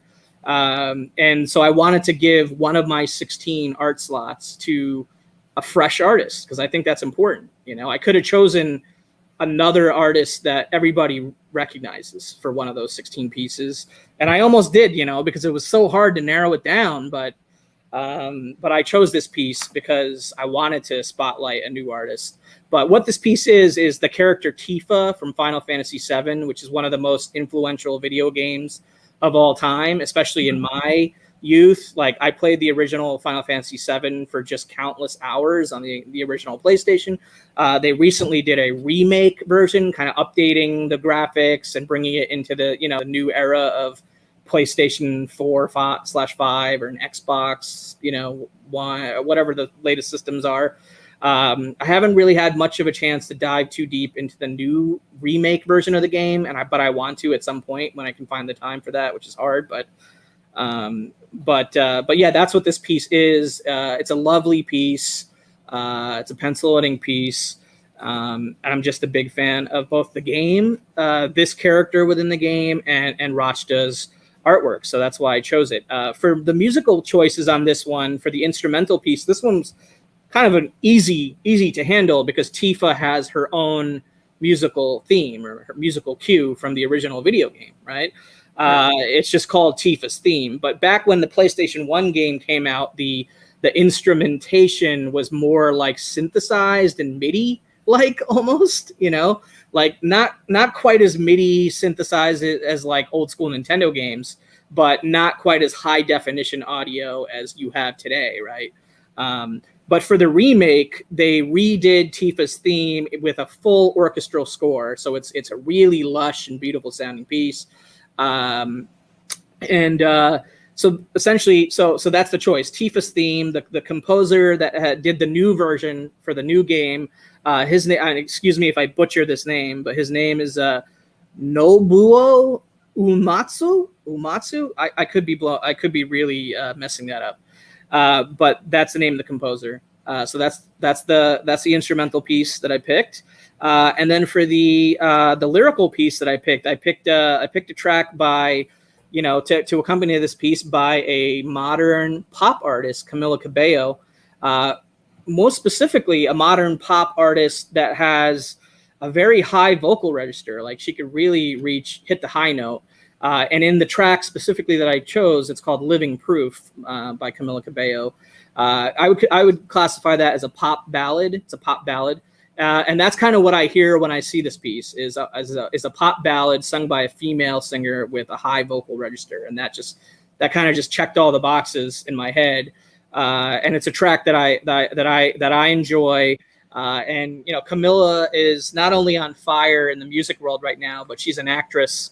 The Cinderella movie just came out on Amazon, I believe, over the last weekend. So that's like one of the biggest kind of things in pop culture right now is that Cinderella movie remake, and she's starring as Cinderella in that. So a very kind of timely artist right now, and so that's where my pick comes from on that. So yeah, so that's enough about that piece. But I hope I hope everybody appreciates seeing a new artist on here. No, to me, I think you've been helping introduce new artists, I think in a couple different ways on the collector chats and now here. So we need more new artists in there. And there was a question that yes, pinups typically are considered published art. And I think everybody has their own rules or nuances about that, because I know Berkey says pinup all the time, like without really thinking about it. Yes, exactly. But when I was early in collecting, that was the way it was presented to me, many times, and I still hear it said that way. I mean, because otherwise, that's a commission, or it's essentially. So when people refer to pinup, so they're really referring to a published pinup in a comic book. So but again, then you throw in. I mean, pinup is a category, an art category on CAF, but it gets used very loosely as well, because some people will just say, like 50s pinup art. You'll have a Gil Elgren piece, and they'll say, "Well, that's a pinup." Well, right, and that's an example. That's an example of that word being utilized as like a style, exactly, the art type or whatever. Yeah. Mm-hmm. Yeah. Right. So it's tricky, and I was actually looking while I was behind the art. I was checking to see, because we actually have a page of definitions on CAF, and for whatever dumb reason, it doesn't have pinup defined on it. So I was going to be like, yes, see, I can reference back to what we wrote on CAF all those years ago, and it's not on there. So I made a note that I need to fill that in. Another topic for collectors' conversations at some point, maybe. Yeah. Oh yeah. No. All right. Let's go to the next one. Moving into some more Star Wars art. Yeah. All right. I'll try to go quicker. I can get long-winded. This is obviously Darth Maul. From originally appearing in Star Wars Episode 1, The Phantom Menace, during the prequel era, which I was a teenager when the prequels came out. I was super excited for them. I know that they came out to sort of mixed receptions, but I have such a great nostalgia for them because of just where I was in my life, like high school age. And this is Delato, and Delato is just one of my favorite, large full-size image painters, mixed media artists. Just his artwork blows me away. This piece, man, I love this. I just love this. I mean, you have the twin suns, you have the movement, you have the double-bladed lightsaber, but broken up, and carried on in both arms and both hands. You have the sand. Darth Maul and Tatooine, man. It is my memory of him in episode 1, and I love this Gab piece. Not only do I love this piece, but this is kind of this piece is one of the first examples of me utilizing CAF to find more information about a piece before I purchased it. And I think you'll find that insightful to you, Bill, because at the time I was like, I wasn't sure, I didn't have enough experience, I guess, at the time, because I've had this for a few years now at this point, maybe 3 years. I didn't get it commissioned directly, and it popped out, right? And I wasn't sure, because that was the first time I ever kind of been through that kind of process where somebody else did it, and then I was like going after it because I love the image so much, Mm-hmm. So through CAF, I was actually able to get in touch with David C., I believe, who was able to confirm for me that, yes, this indeed is a Gab piece. It's legit. The guy I'm buying it from is the original owner. Everything about the deal is legit. He even gave me all the background. I think it was done in at Roma Day back in 2013, I believe. So I got all sorts of, I guess, provenance from that through CAF. So really, CAF helped me a lot with the decision-making process around acquiring this piece as a result of that. And then, fantastic. Yeah. So then I was able to make an offer, and he countered, and, we figured it out. Right. So that's how I got this piece. But, musical cue wise, you have to go with Duel of the Fates by John Williams from the episode 1 soundtrack. I mean, that is like the hit of the Phantom Menace soundtrack. It is synonymous with both the film and the character. I can't think of a better piece of music to accompany an epic Darth Maul image, or an epic Darth Maul piece besides Duel of the Fates by John Williams. So, I mean, that's an easy pick right off the bat. Then for the lyrical piece, I went back to Muse. You got a double appearance of Muse in this. A big fan of that band. And it kind of a tongue-in-cheek pick. I picked the song The Dark Side by Muse, which, I mean, that's an obvious tongue-in-cheek pick. The Dark Side, Darth Maul, being from the dark side. Pretty easy pick. Even in the second verse of that song, one of the lyrics is, "I hail from the dark side." So I love the piece, man. Yeah, that's it. We can go a little bit quicker on that. I'll spare everyone any more musings on this one. All right.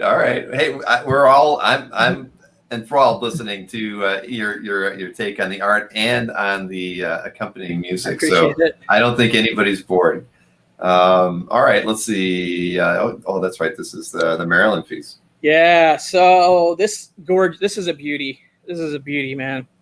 All right. So this is a commission that I requested, specifically from Zoo via Annabelle Kirby over at Kirby's Comic Art. Fantastic modern cover artist extraordinaire. She's doing some tremendous stuff with mixed media. Like I think her level of creativity is just brilliant. And I'm just seeing her work being demanded more and more and more by both, store exclusives and the publishers. And the artwork seems to be flying off the shelf for Kirby's Comic Art. And I'm a fan. I'm a fan. A little bit more of an established artist than the Rochdale Lynn pick. But she's also from Singapore. So you have two artists from Singapore here in one show, in one share. But I really love Zoo's work. I also, one of my, I guess, sub galleries on my CAF page is Marilyn Monroe. I have a few different Marilyn Monroe related pieces. So this is in that in that Marilyn Monroe gallery. So I just thought she would be a great subject for Zoo to tackle based on the work that I had seen prior to that. And I was just like, you know what? I want to do another Maryland commission, and I think Zoo would do a great job. I pretty much gave her complete creative freedom, and I love how kind of like light and sort of airy, especially that top image of Marilyn is. It's a fresh take, because I've seen a lot of different painting studies and commissions, and even there's a smaller amount of published work available, like that Clive Barker comic book adaptation and stuff. But I don't know. For me, this is the tops, and I love this piece so much. I really want to get this piece custom framed. I don't want to just put it in sort of any old frame, I want to have it balanced with the piece as far as the matting and the colors. So this is kind of one that's been in the, I guess, need to be framed cute for the wall queue, but I haven't quite gotten it just yet, framed just yet. But for the music choices, I went a little bit non-traditional with the instrumental, because so far for instrumentals, I've been doing either film score or classical, right? So this instrumental is by a band called Explosions in the Sky, and the specific track that I chose is called Your Hand in Mine by Explosions in the Sky. So if you're not familiar with Explosions in the Sky, they're kind of an indie band that is probably more well known for their instrumentals than any of their vocal music. So it really I think it just appealed to me, just the sound and the vibe of this particular instrumental piece. But it's not a traditional instrumental. She's not your average actress. You know what I mean? She stands out. So I wanted the instrumental piece to also stand out. And I was just about to say it. This track made the most impact via the TV show Friday Night Lights. George Hage is mentioning it in the chat with Lights, and that's like one of my guilty pleasure TV shows. Like I've seen that whole show multiple times. Like I kind of hate admitting that, but I love that show.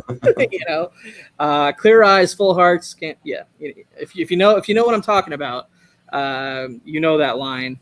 But it's a great track by a great band. Just check it out if you've never heard it.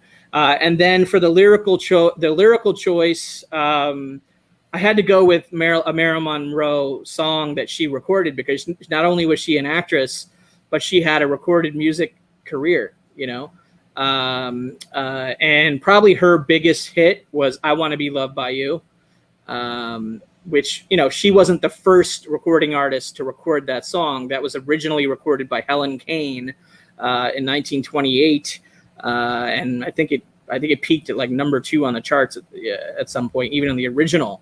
But Marilyn's version came out in 1959. There's a whole she did a whole video, almost you can consider it a music video, but you can find it on YouTube. But if you just search Marilyn Monroe, I Want to Be Loved by You, you can find her performing it with a band and in a full kind of black and white production. Which is really amazing to watch. So that's kind of her biggest song in her brief career as a recorded music artist, in addition to her film career. So I went with that. I Want to Be Loved by You by Marilyn Monroe for the Marilyn Monroe piece. Very beautiful. I love Zoo's work. So she's great. Yeah, she is. She's phenomenal, and we've got to have her on Comic Art Live as well as one of the chats. So I saw that. Yeah, I saw that panel. That was a good one. Yeah, she's very nice. Let's see. The Sandman. And speaking of Comic Art Live, this was one of my big pickups from this past May. Comic Art Live. That's great. Perfect transition there. So, so this is a Colleen Doran painting from the Sandman Gallery of Dreams one shot, which was a one shot of full page size pinups, published pinups, using the word correctly in this case, published pinups that was put out around the end of the Neil Gaiman Sandman run. It's something that Neil wanted to do, and there's so many amazing artists who did full page works for that. And this was actually was in the collection of Dino Mauricio at one point. And shout out to Dino if you're out there. Dino put this up in his Comic Art Live booth, right? In May, and I'm a big fan of the Neil Gaiman Sandman series, and this is kind of what I would call a representative piece I believe it was done pencil, ink, and watercolor, but this is a representative piece that has so many different sort of little, Easter eggs and knickknacks and items and characters. Obviously, you got some pretty main characters here, especially, Morpheus, Death, and Lucifer. But it's a post-apocalyptic kind of epic image. I love the series, but I've never really been able to pick up an interior page from the series. Not because I don't want to, but because things really just escalated, right? Quick. Before I even had the chance to kind of get a really nice example from interior from the run, from any of the artists on the run. Sure. I kind of, I got behind on it and just, I'm almost priced out, I guess, at this point, or I am. But this was within my reach, I guess. And I'm so happy I'm a premium member, Bill, Oh, yeah. So you picked it up in the first couple hours of the show? I did, yeah. Oh, fantastic. I'm glad to hear that. So, Dino worked with me, allowed me to negotiate a little bit. ML's like, I'm sure I don't know what you're talking about. Yeah. But yeah, I love this piece. I also think Colleen is just a fantastic lady. Like, I love her takes on social media. I contribute to her Patreon, so I'm kind of a member of her, community, if you will. So I did let her know that I actually am now the current caretaker for this painting of hers, which is just beautiful. It was already framed, and so Dino shipped it to me framed. So, the cost of that was like essentially built in or free, essentially, because I just, this is just one of the mind-blowing pieces I have for me, especially color pieces in my collection. I really, really love it. For the music choices, I think I went a little bit non-traditional here because I chose, well, maybe not, but I guess depends on your opinion. Because you could have, well, let me talk about the instrumental piece first. I chose a piece called The Leftovers by Max Richter. So this was actually the theme music for a totally different TV show. I know Sandman is about to have a TV show on Netflix. I'm really looking forward to that, honestly. I can't wait. Because especially with the involvement that Neal Gaiman has had and some of the behind the scenes stuff that has been released, like I love, I love the fact that that's coming out and that's going to be a thing. And I'm really looking forward to it. But if you're not familiar with the TV show, The Leftovers on HBO, it is a story about an apocalyptic style event or rapture, if you will, where, a huge percent of the population disappeared. He can almost draw parallels to Avengers, Infinity War and Infinity Gauntlet too with that TV show in some ways. But it was a big crisis that they were dealing with. But anyway, Max Richter is a great, especially instrumental and kind of sleep music. He's big into that realm of music, kind of oriented towards falling asleep to. But this particular music, I don't know if you could ever fall asleep to it because it is very dark, it is very epic sounding, and it is very ominous sounding. When I listen to that piece of music, I think apocalypse in some sort of epic, sort of godlike way. And when you're dealing with like these celestial beings and metaphors and themes and stories within Sandman, one of my favorite stories written, period. Neal Gaiman. It just felt appropriate. It felt like an appropriate music choice. So if you haven't heard that, go check it out. And then for the lyrical piece, this is where I really ran into to struggle because I wanted to go something with more on the nose. Like I already saw people in the chat say "Enter Sandman" by Metallica. Of course I had that thought, right? Of course I also had the thought Mr. Sandman, that oldie, by the Chordettes, Mr. Sandman, bring me a dream, that song. Everybody knows that one. And those are like pretty much on the nose. There's even the band America had a track called Sandman at one point, that folk rock band. But I ultimately didn't want to go with anything like on the nose. I wanted to go with something where the piece of music fit the vibe and feelings that I get when I look at the piece. So I ended up choosing a track called Salt and the Sea by the Lumineers. And the instrumentation on that song is acoustic guitar, piano, vocal. It's a very haunting piece of music.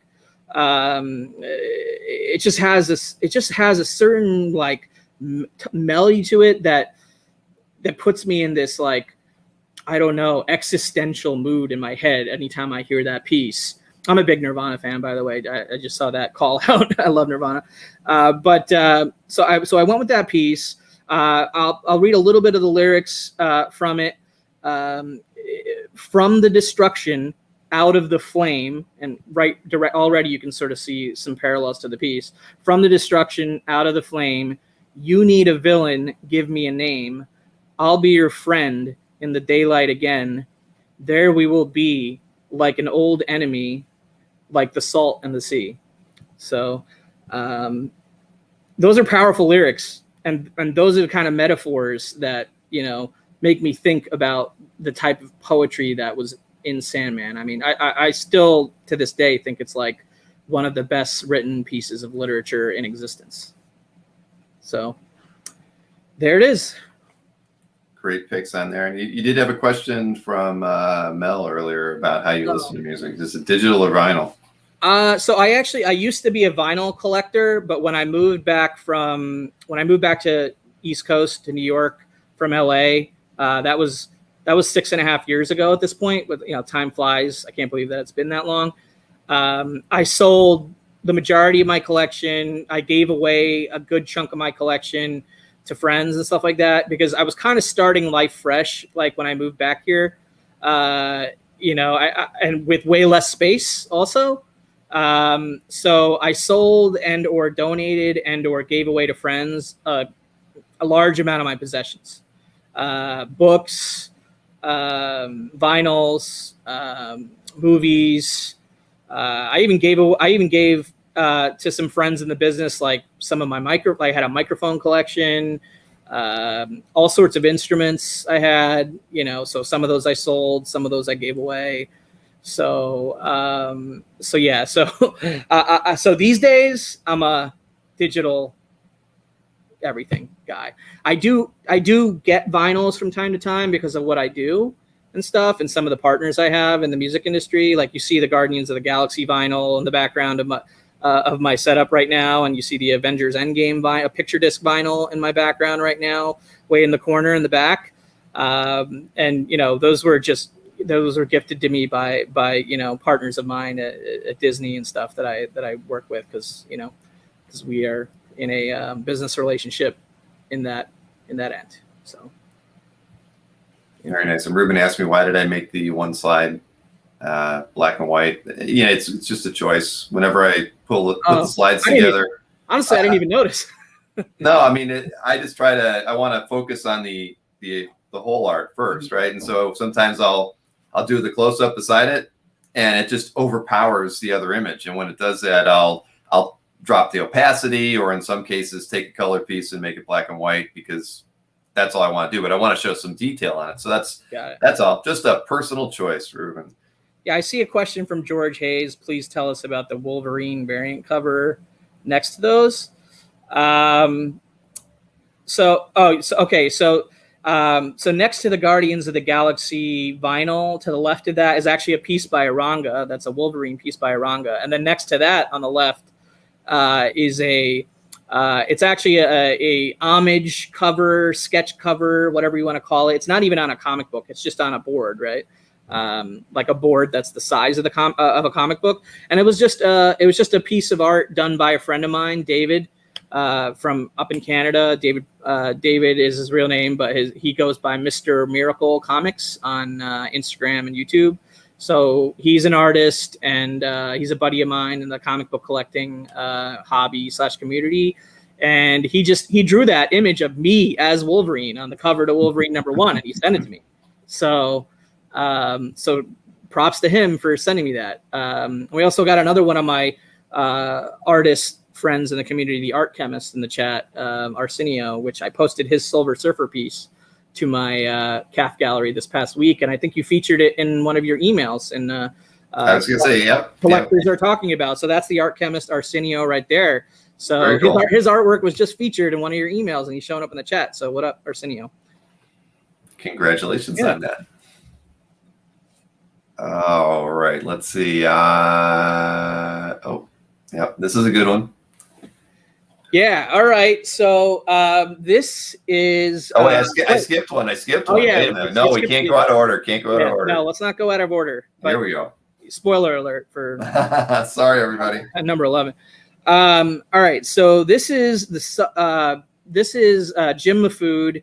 This was the published artwork for. So the published is on the right, the color. The original artwork is on the left, black and white art.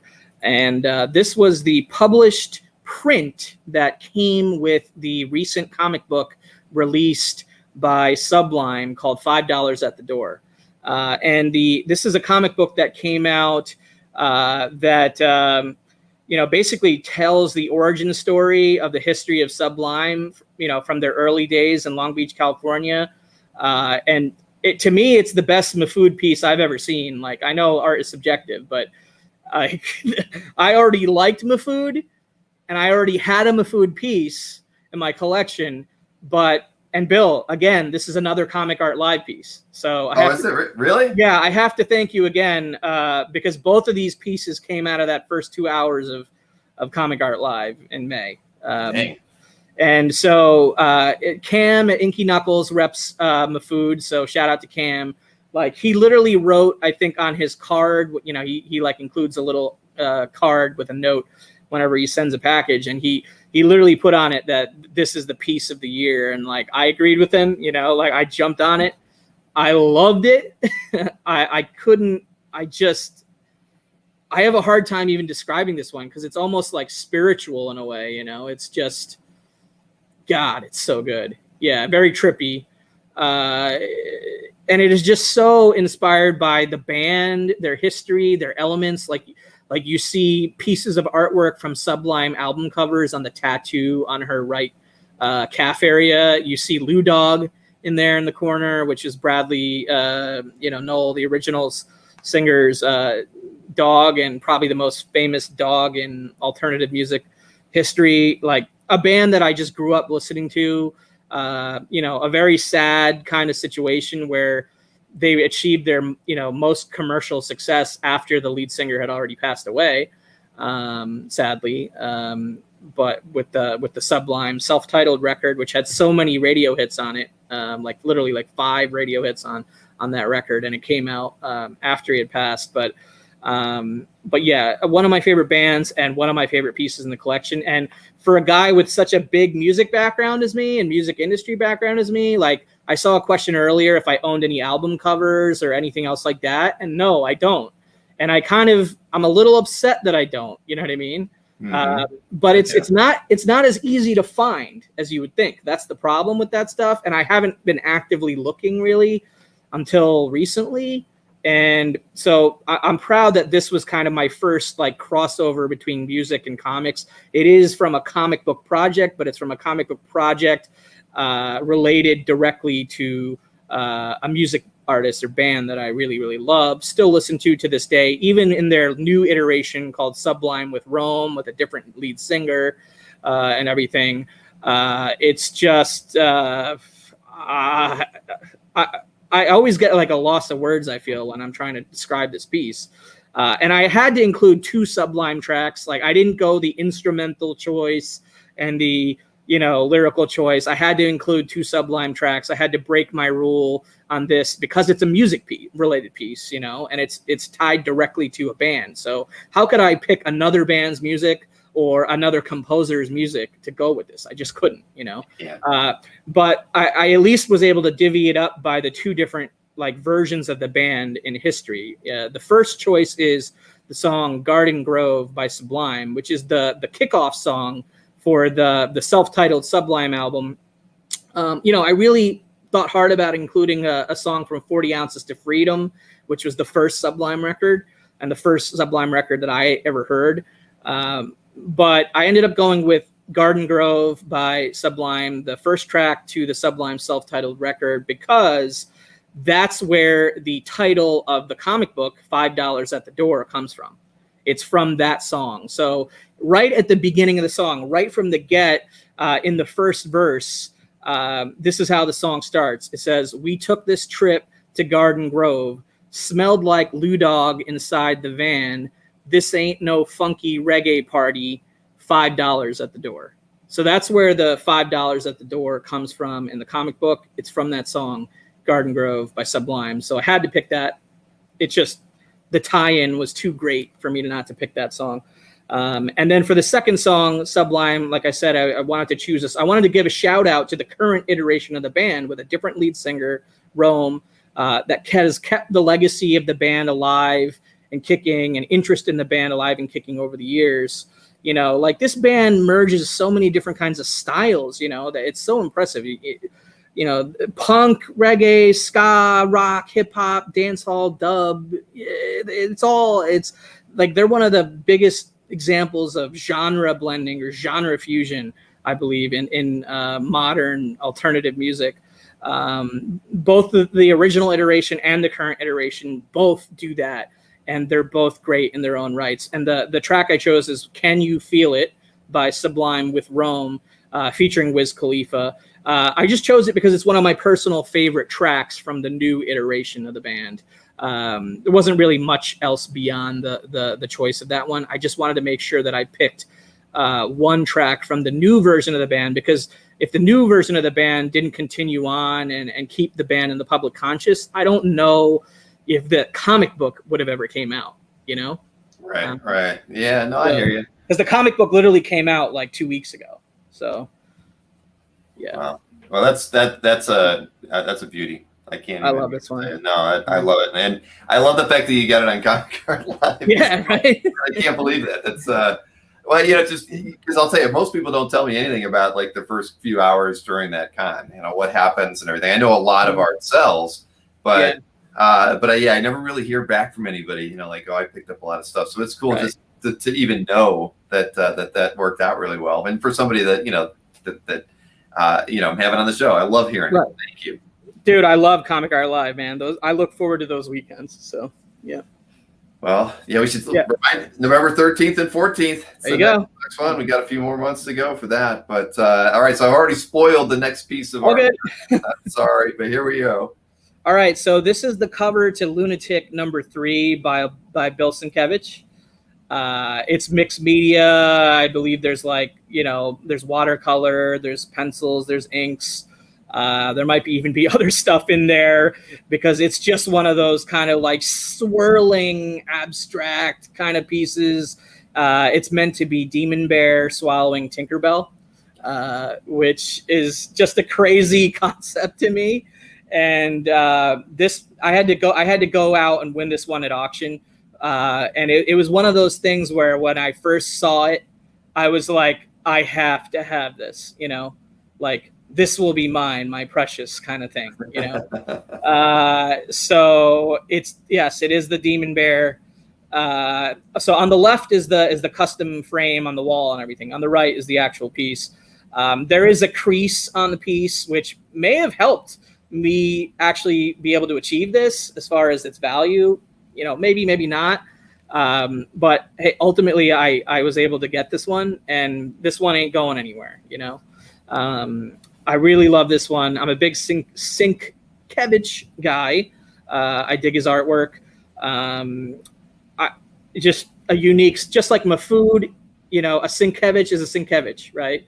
He's the like legend example of that. I think Mahfoud is more of the like underground, newer example of that. But yeah, this piece just blows me away. I love this one. For the music selection instrumental, I chose the track called "The Bear Advances" by Mark Snow, which is actually a Q theme in the New Mutants film, one of the last Fox movies that came out, which was actually a better movie than I expected it to be. Like I don't know how many people have actually seen the film, but I actually quite enjoyed that film. So he did the score for that film.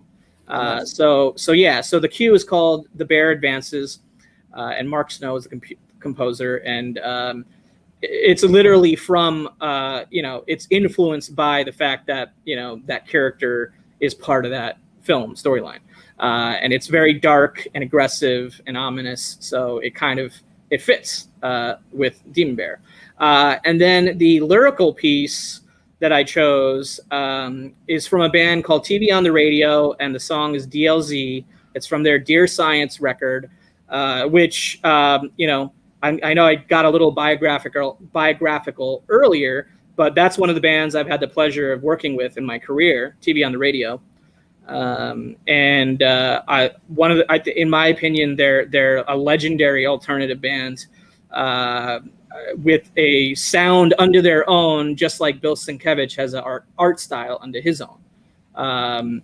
And I thought that band and that artist made for a good parallel, a good pair, if you will. And this particular track, it's like frenetic. It has this energy, you know, that I can't describe. Like, it's just, I think it really, really goes well with this piece. I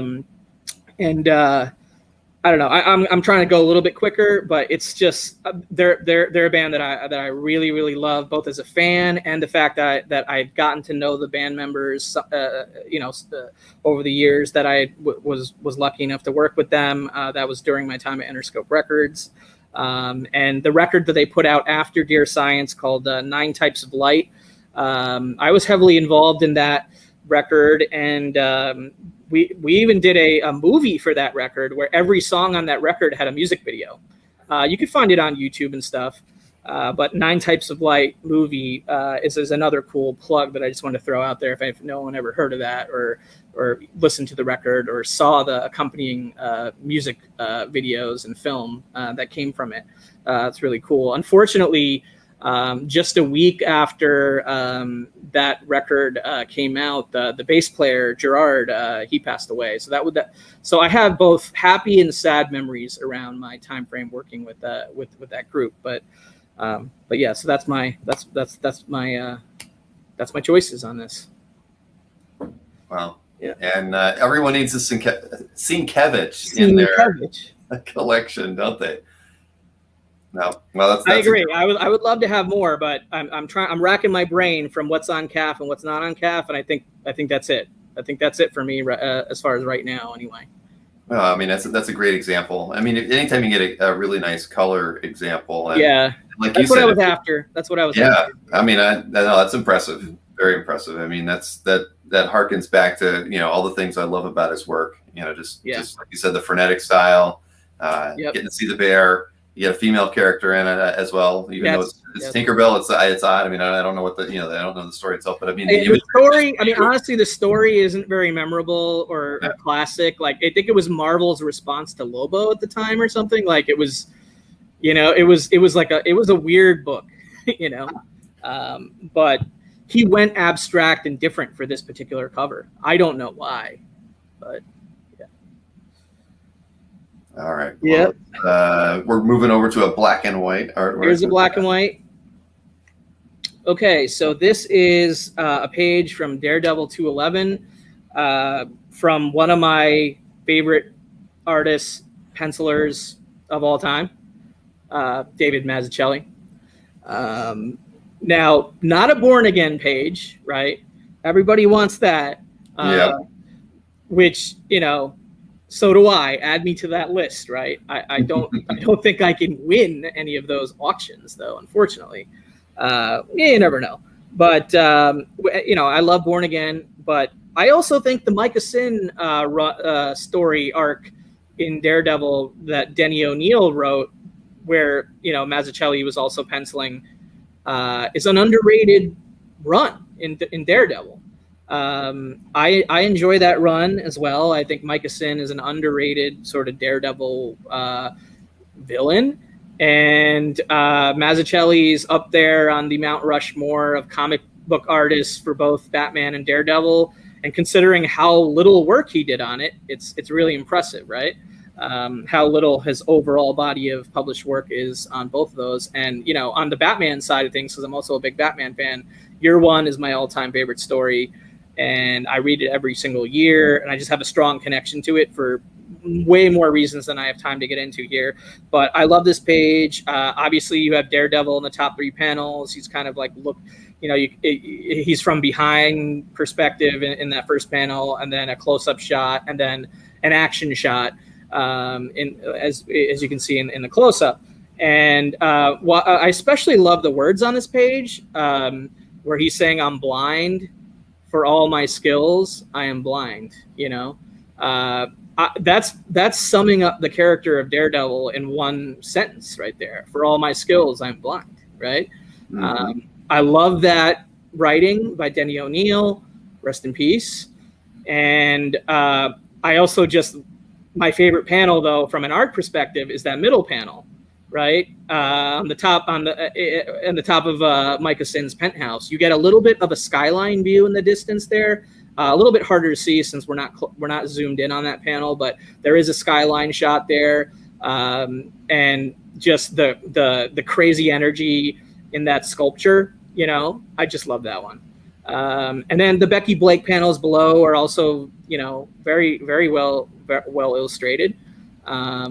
So yeah, I don't know. I have to just give a shout out again to Mazzucchelli and his work on Daredevil. Just fantastic work, and I'm glad I have an example that I enjoy for multiple reasons, despite it not being a Born Again page. I still really really love it and appreciate having it in the collection. So yeah, there you go. There you zoom in a little bit on the skyline shot, but that's that part of the page I love so much. I almost did go with Blind Melon, Marcus. I see him throwing a lot of band names and suggestions in the chat, which is fun. I think that's kind of the fun part about this whole music playlist exercise, is because music is so subjective, that everybody has ideas, and I love that. But the ones I chose, I'll start with the instrumental.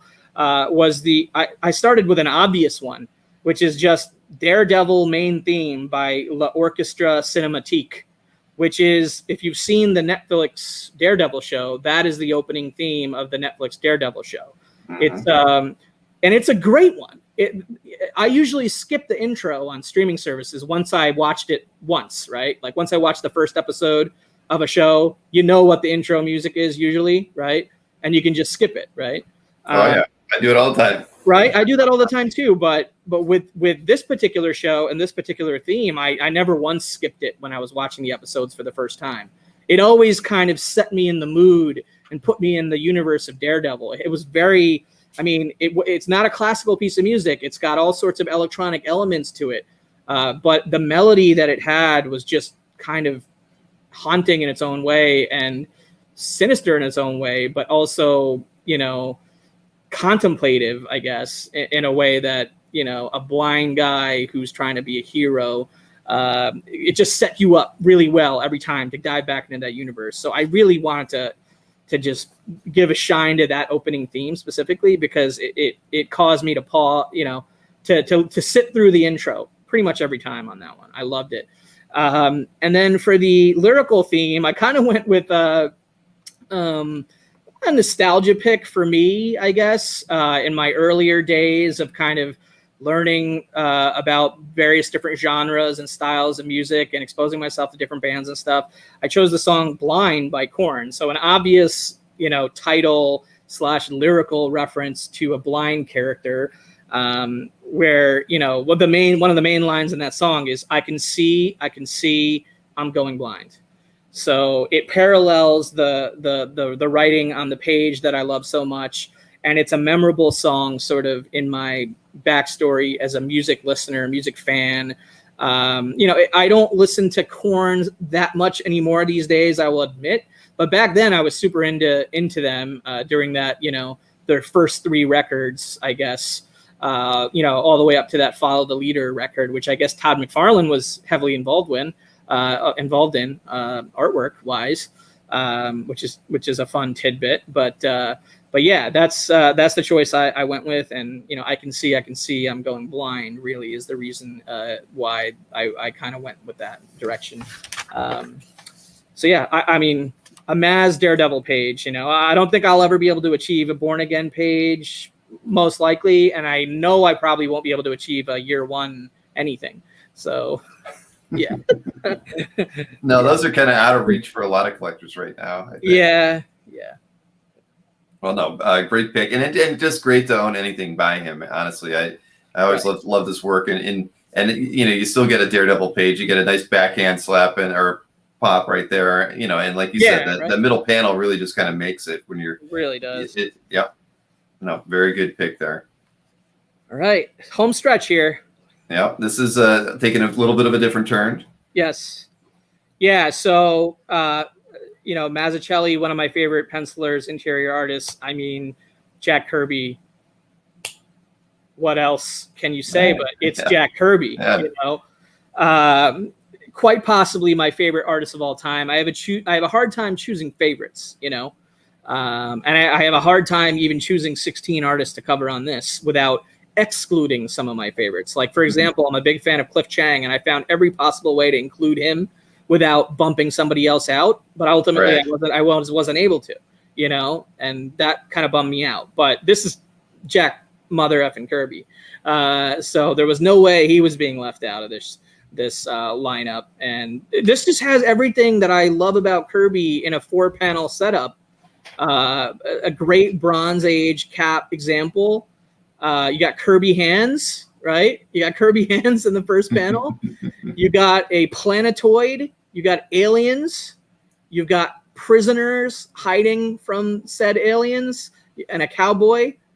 Then you have frickin' Captain America and Falcon in an action flight / fire-breathing aliens scene. And then you have Kirby Crackle. And then you got more Cap and Falcon. And then you also have this issue being written by Jack. So all the words are Jack, right? So it is Jack Kirby all the way. This Frank Giacoia on inks on this one. I love this page. I mean, this is my first Kirby example. I have since gone on to pick up other ones, but this was the first, right? This was the one that added a certain level of like seriousness to my OA collecting. At the time that I got this was the first deal I ever did with Berkey. Oh, wow. Yeah, years ago now, but it still feels pretty fresh in my mind. Because at the time it was also the most I had ever shelled out. I'm glad I shelled it out back then and not now, But at the time it was the most I had ever spent, and I was like, am I really doing this? And I guess Jack Kirby was important enough to me to do it, So I did it, and just, man, I'm so glad. This is also on the wall. Adjacent to that Neal Adams X-Men in another part of my place. So love it, That's amazing. Yeah, I mean, that third panel, just by itself, it's just and he snuck in a signature there, as you can see. Snuck in a signature there. It is in the art area, but it's in a respectable place within the art area. I don't mind it there. But you're right about that panel. I mean, Cap looks like he's coming straight off the cover of Captain America 109 right there. Exactly. And that's one of my favorite Kirby. That could possibly be my favorite Kirby Cap cover, and it just echoes this so well. And hey, what D-Run Comics says, this video has a killer thumbnail, and I agree that was me with Jenny Frizen at C2E2 2020, and it also killed me not to include that piece in the lineup, but I included it for the thumbnail, right? So it kind of was the star of the video before the video ever started. So exactly, so rather than include it twice, I was like, I had to sneak another artist in, So that's what I did. For the music choice instrumental on this, I went a little bit, I went something kind of obvious, but not too obvious. I chose the music cue called Cap's Promise by Henry Jackman, rather. Henry Jackman, I believe. Must be an Aussie, maybe. I don't know. But this was a music cue from Civil War. I almost went with just the Captain America main theme from Captain America: The First Avenger. I considered some of the themes from Winter Soldier. I even considered the Alan Silvestri Avengers theme, because when I hear the Alan Silvestri Avengers theme, sure, I think Avengers, but I think Cap more than anything when I hear it. But I picked this one. It's called Cap's Promise. It's from the Civil War score soundtrack. And I just think it's an underrated theme that's related to Cap, an underrated score, underrated composer that has worked in the MCU and these films. It totally pop art ahead of its time. So I went with that one. And then for the lyrical choice, I mean, Captain America, Jack Kirby, he served his country, right? So he was a very patriotic person. Also a New York guy. Bruce Springsteen. It doesn't get much more American to me than Captain America and Born in the USA by Bruce Springsteen. It's almost, I don't even have to explain that one. Born in the USA by Bruce Springsteen. I every time I hear that song, I tear up a little. Like it gets me. I don't know. I think that's my patriotic anthem of choice for said patriotic holidays that we have in this country. So, yeah. Well, that's I I love this one. Yeah, dang it. I love that too. And I can, as often as I've been over to Kirby's house, Romita Man's house, I never saw that piece. I would have loved to have seen that one in person. Yeah, it's great. Wow. I love that one. Keeper. Well, yeah, congratulations again. All right, let's see. Let's pull up the next artwork here. Yes. We're getting there. Wait, here we go. Now we are. All right. Sean Murphy. I had to include something Batman in here. It was tough to narrow down to just one Batman.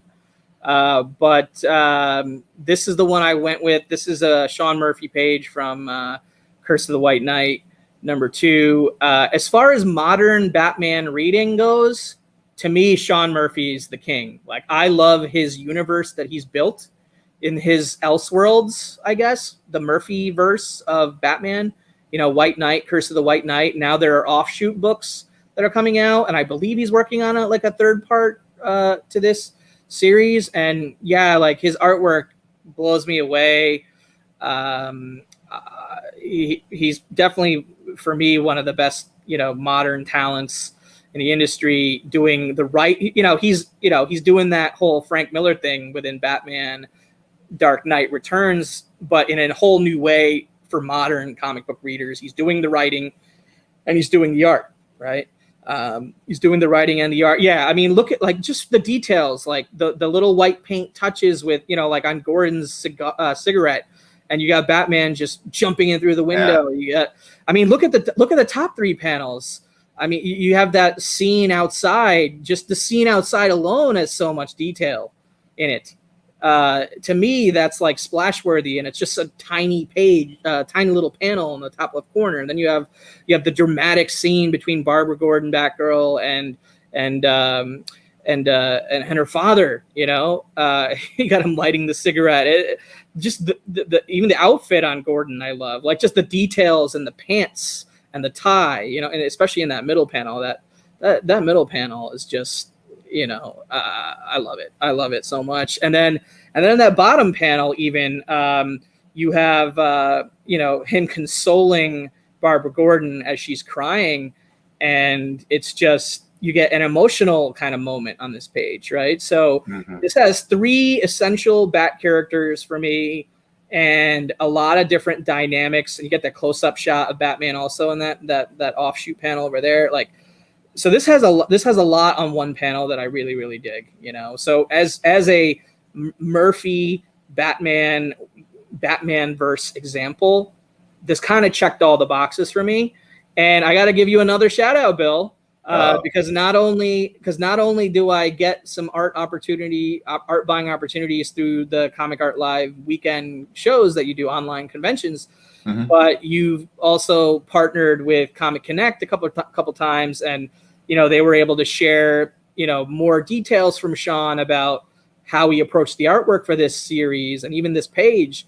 And I was able to go check out the artwork in person and get a personal tour of Metropolis and all the mind-blowing artwork that they have on the walls. I was able to check out the show not only through your guys' channel, but in person, which was awesome. And during the pandemic, I badly needed some sort of trip or comic art related adventure, even though it was just me, you know what I mean? It wasn't like there was a bunch of other collectors there. It was just me and the Metropolis guys or whatever. But since I am local, I took that opportunity, and I was made aware of it through everything that you did. So right. No, that was a lot of fun. Yeah. I like I've never been to Comic Connect's office either, Metropolis. So yeah, it was fun for me to actually get to do a show like that with them, doing a gallery opening, and to get to talk with Sean a little bit. And, so it was, I mean, it's kind of what we've had to do with COVID, right? We had to do all these unique experiences just to keep things moving along for everybody and to keep us feeling normal. So I'm glad because there was a lot of cool stuff shown during that interview with them. So no, congrats. And you got to see it in person too. Got to see it in person. It was really cool.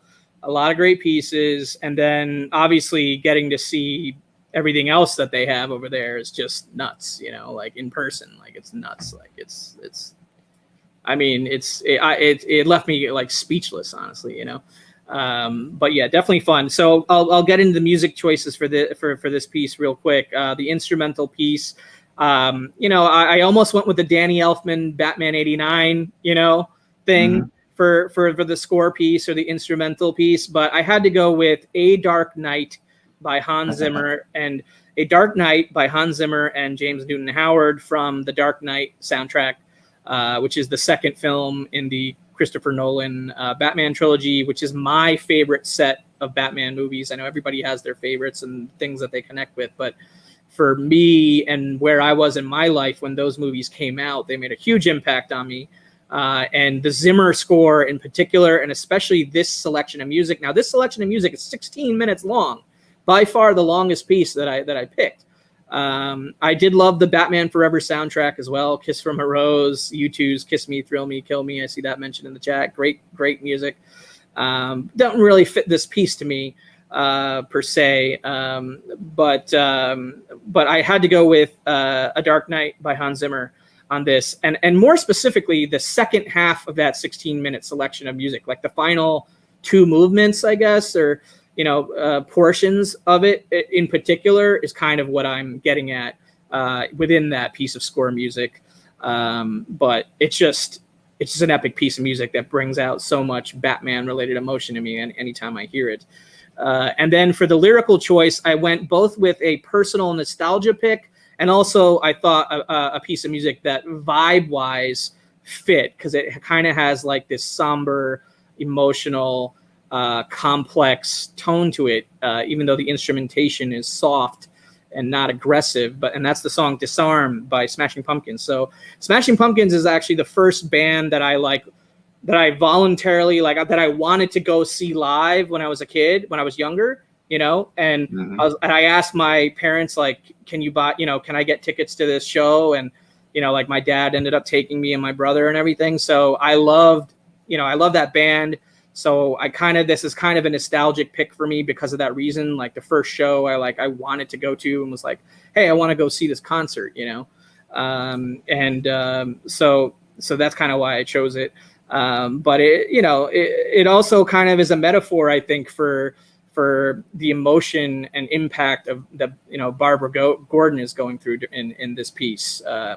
It's like a disarming piece for Batman, because he's kind of showing a little bit of vulnerability as well in consoling her. So yeah. Well, and Smashing Pumpkins is another band that I get to go see. Nice. I had to go by myself because I couldn't get anybody else to go. I was probably in 94 or so. Yeah. I think that's around when I saw them as well. So I had just moved back to Cleveland after college and really didn't know anybody, so I just went by myself. It was a great show. They were fun. I was way too young to be in a mosh pit at that age, and I was like, here I am, But I think Garbage opened on that particular tour, if I remember correctly. So they were the opening act. But anyway, two more pieces left, guys. Bear with us. Two more. All right, another color piece here. Yeah. Okay. So this is the cover for Roy Thomas Presents The Heap, Volume 2. And the artist is Frank Brunner, a brilliant artist with an amazing body of work. I pretty much enjoy anything that Frank has ever worked on or done. This one's kind of humorous, I guess. It's the art itself is tongue in cheek, or it's like an inside comic book joke, a meta joke, I guess, meta comic book humor. Yeah, there you go, very meta. And it's essentially the Heap, which is a Golden Age character from Airboy Comics from the Golden Age era, which, predates by a long shot anything Swamp Thing or Man Thing, right?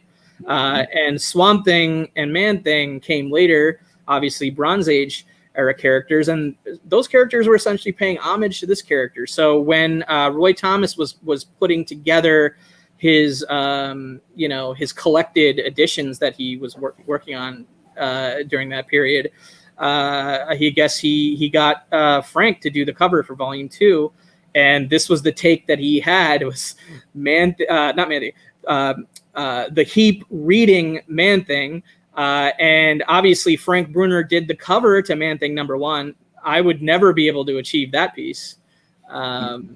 But here you have the Heap reading Man Thing with a homage to the Man Thing #1 cover done by the Man Thing #1 cover artist doing this painted piece. So it's a published hardcover piece, and it's humorous. I think the artwork is great as well. I really dig the piece. This one's on the wall as well, somewhere else in my home, and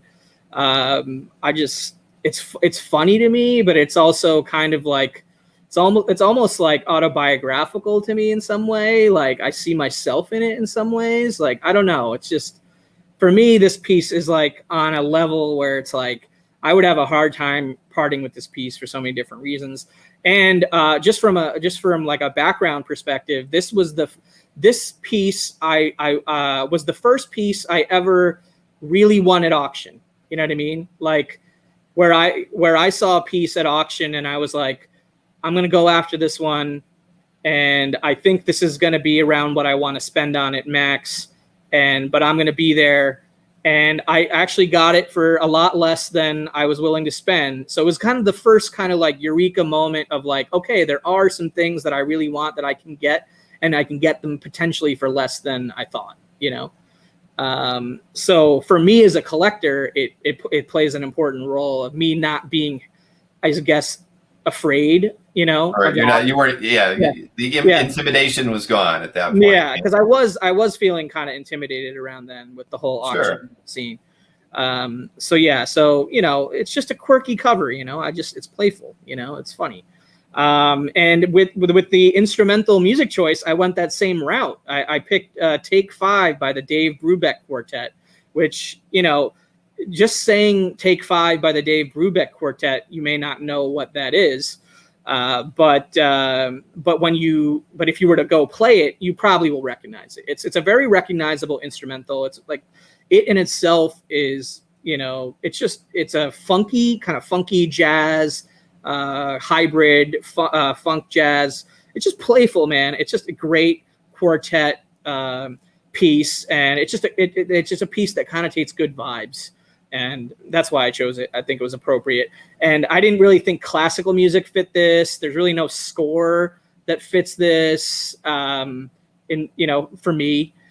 So that was kind of for me, that was the appropriate choice. And then for the lyrical choice, I picked Killing Moon by Echo and the Bunnymen, which is just a classic song, a classic rock at its finest. Now, also, you have the moon reference, like the moon in the distance in the piece, right? And the name of the song being Killing Moon. And I think this piece also gives me kind of Halloween vibes. I mean, we're getting close to Halloween season here, right? Sure. Next month in October. And for me, this piece gives me Halloween vibes. Killing Moon, the song by Echo and the Bunnymen, gives me Halloween vibes. And I actually program a radio station called Halloween Radio. It is part of my work, and that's one of my favorite stations to program and listen to and just improve and sort of tweak over time. And that song is always one of our most requested and highly engaged with songs on that station. So I was like, you know what? I have to choose a song that we air on that station that fits this piece, and so that's what I chose. "Killing Moon" by Echo and the Bunnymen for this really cool Frank Bruner cover.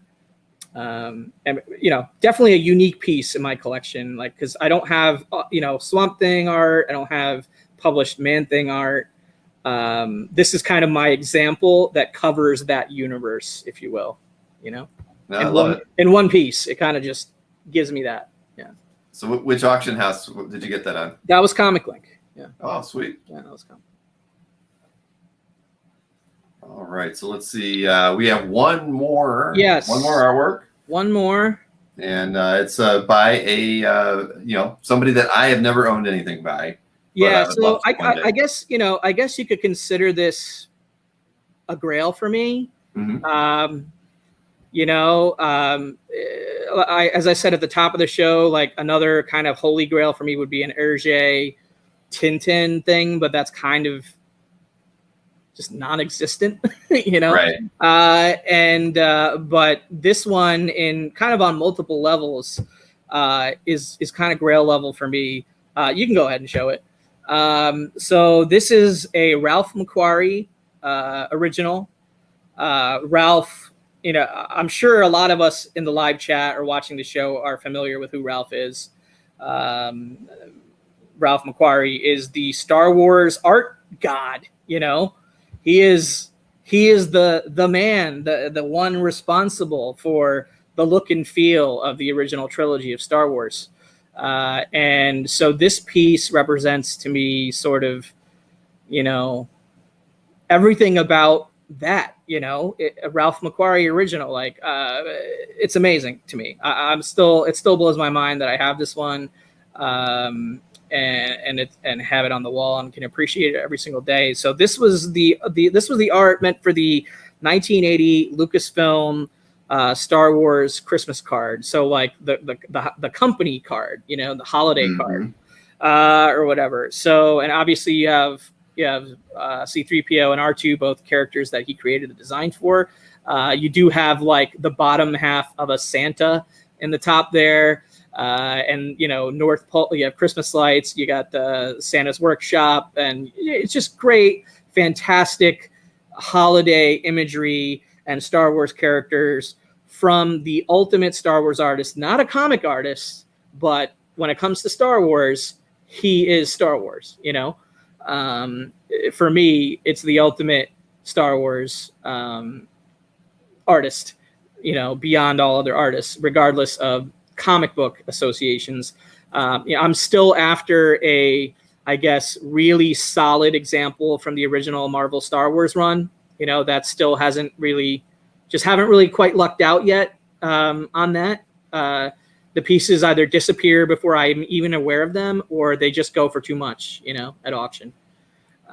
Especially the like splash pages and covers, because I really would like that kind of big image from the original run if possible. Right. And that's tough, But that said, I love this piece. It's an original McQuarrie piece. Like it's amazing. And from a music standpoint, I obviously went a little bit of a holiday direction, but because it's just appropriate. But the first piece is a Star Wars, has a direct Star Wars tie-in. I saw Marcus mention it in the chat earlier, Life Day. Which, in the Star Wars world and Star Wars canon, Life Day is the galaxy-wide kind of version of the holidays, right? Not everybody celebrates Christmas, and I'm not trying to get into like the religious side of it.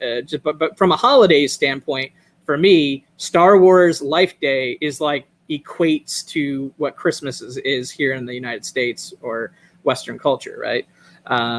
So I chose the track "Life Day" by Michael Kramer, which is a score piece from that new holiday special that Lego put out. That Lego holiday special that came out last year. Disney Plus. Yeah.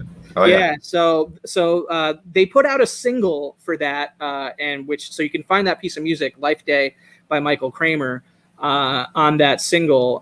The original holiday special didn't really have a music soundtrack that was released or popular or really memorable outside of anything, already known kind of thing, in my opinion. So nothing I could really easily include from that. Although every Star Wars fan deserves to at least see that once and maybe never again, you know? Yeah, so that's what I chose for the instrumental. And then for the lyrical choice to go with this Macquarie original is Little Saint Nick by the Beach Boys. And I chose that for a couple reasons. Earlier I mentioned Smashing Pumpkins was the first show that I said I want to go see the show, you know, to my parents and everything. But the Beach Boys is the actual first artist / band that I ever saw live. It wasn't my idea, but I ended up there, right? So that kind of has strong connection to my childhood. Because I love the Beach Boys, right? Like since then, I have come to really, really appreciate their whole catalog of music, not just the holiday related stuff, but as far as surf rock, they're the kings, you know. The Beach Boys are at the top of that list. So I love their music. I think Little Saint Nick is one of the best, sort of most underrated Christmas hits out there. And when it comes to Christmas hits, I have a lot of experience. I mean, I program dozens of stations for Christmas holiday music every year, and playlists and things like that. So, like, if you guys think you guys get sick of holiday music in the holidays, just put yourself in my shoes, because I start listening to holiday music in August. Okay, I start listening last month. And I look at research, and I do there's a lot of work that goes involved into it. Obviously, there are timeless classics, and then there are kind of like B tier and C tier Christmas hits and stuff like that. But you know, a lot of the work I do within Christmas music gets heard by millions of people, and also throughout like malls and businesses and stores, and you know, you name it, right, during the holiday season. So I have such a direct life work career tie-in with Christmas music that it's like undeniable that it's just become a part of my life in such a heavy way. And there's nostalgia there as well, right? Star Wars for me is nostalgia. Christmas for me is nostalgia, but it's also work and life and everything. So that had to be the last piece. You know, it touched a lot of things for me. So heck yeah, no, that's. Well, I hope everybody does go back through and rewatch this and go back and listen to some of the musical choices that you put in here. I listened to some in advance of the show. And, all good. I mean, this was really fun. I had fun, you know, doing it, because this was an exercise for me as well, like that I had fun with, because a lot of times when I'm making a playlist or reviewing a station or whatever, it's work, right? It's part of my job. I'm responsible, all this stuff. This was purely an exercise in fun, passion, art, music, comics, community. So I thoroughly enjoyed it, and thanks for having me. Okay, this was my absolute pleasure, and I look forward to having you on a future collector show, or maybe we'll be able to do a watch party again someday. We'll see. Yeah, you know, if you're up for that. Yeah, I'm down for that. The first Comic Link one that we did on the lower key auction was really fun. You know, I had a great time with that, and I think Josh's opinion was just he didn't want us to do the featured one. I wish he would have. I think it would have been a good time. I mean, like I tried to tell him, you know, that there's watch parties going on all over the place. At least if we do one out in the public, then at least he could go back and watch it. He doesn't know what goes on, you know, in the communications and all that, because it happens all the time with any auction. So I don't know, maybe he'll embrace it at some point, but you know, it's his gig at the end of the day. I'm never going to do something if they won't give me the permission. And hey, without Comic Link, I wouldn't have amassed, you know, a giant chunk of the collection that I currently have. So I love Comic Link. You know, that's funny, because I've bid a few times on Comic Link. I've never won anything through Comic Link, and not because I haven't been very serious about getting anything. I bid a lot. I'm in a similar boat. I bid a lot, but I almost never win. But I bid so much that even like maybe the 10% that, let's say that I'm at probably that percentage, ends up being a lot. And like some of the more significant pieces, like I showed, like the Sienkiewicz, the Neal Adams, the Macquarie So you know, though I can thank Comic Link for the opportunity to go after to get after those particular ones. So yeah, awesome. Well, Mike says we should. I think a lot of people like that watch party. It was fun. Yeah, it gave us all a reason to hang out and talk about art, and so yeah, we'll definitely do them again in the future. I contemplated doing one with the Heritage signature auction, but it's all their timing is just all messy with it, and it's kind of a pain in the ass that a lot of their stuff is like right in the middle of the day while I'm working and stuff. It's like, really? Right. I mean, they got the thing tomorrow, and then Sunday it's a huge. I think they've got over 580 lots that are going off on Sunday, and that's like the start of football. So I mean, not only that, it's just a weird way to do it. Bill, not only that, but Sunday is the NJ Art Con, and I will be at the NJ Art Con. Right. Oh, I know. So, I think I've heard some of the dealers already grumbling about that. This Sunday, like they're going to be at that. I'm going to be at the Art Con on my phone on the Heritage thing. Right. I know it's they're Heritage, so they can do whatever they want. But I know that the schedule's been a little weird of late, but oh well. I mean, they have a lot to sell. That's the thing, I guess. Just because they have so much more that they've got to auction off, it's just pushing their stuff around. And unfortunately, because of a couple, I think they have another one of those special sets of something that had pushed all that artwork onto Sunday. And yeah, exactly. Yeah, I guess the good thing with Heritage is they have the whole live proxy bid setup thing, so you can do a little bit of sort of pre-game strategery or whatever, but ultimately if you're not there like as the hammer is going and as those extended bids are going with those 5 second increments, like who knows, like it's hard to not be there if you really want something or you're really going after something. Like well, I think that'll be funny. I hope that you come back and tell me that you hear a lot of moaning and groaning, like people losing auctions, some people winning auctions. I want to hear people like because you got to hear it, right? I mean, like you said, everybody's going to be looking at their phone during that show. So I know I am going to be but I'm glad to be there. I know a bunch of the collectors from this area are going to be at that show, so I look forward to it, and the dealers as well and all that, so it'll be fun. Yep, I think Dan Poddick is going to be shooting some video for me. He said. Oh, so, sweet. Okay, so I don't have to. Great, I'm off the hook for doing something. If you want, if you see anything that's interesting and you want to shoot it, I'll probably shoot some of my own random. More random stuff on my own, and I could. No, please do. Yeah, I don't know whether it'll be usable or not will be your decision. No. I mean, if you do it, please. I can send you a link to a Google Drive, and you can post it for me, because I'm sure I'm going to get footage from a few different people, and I'll be able to pull it all together and make it into something fun.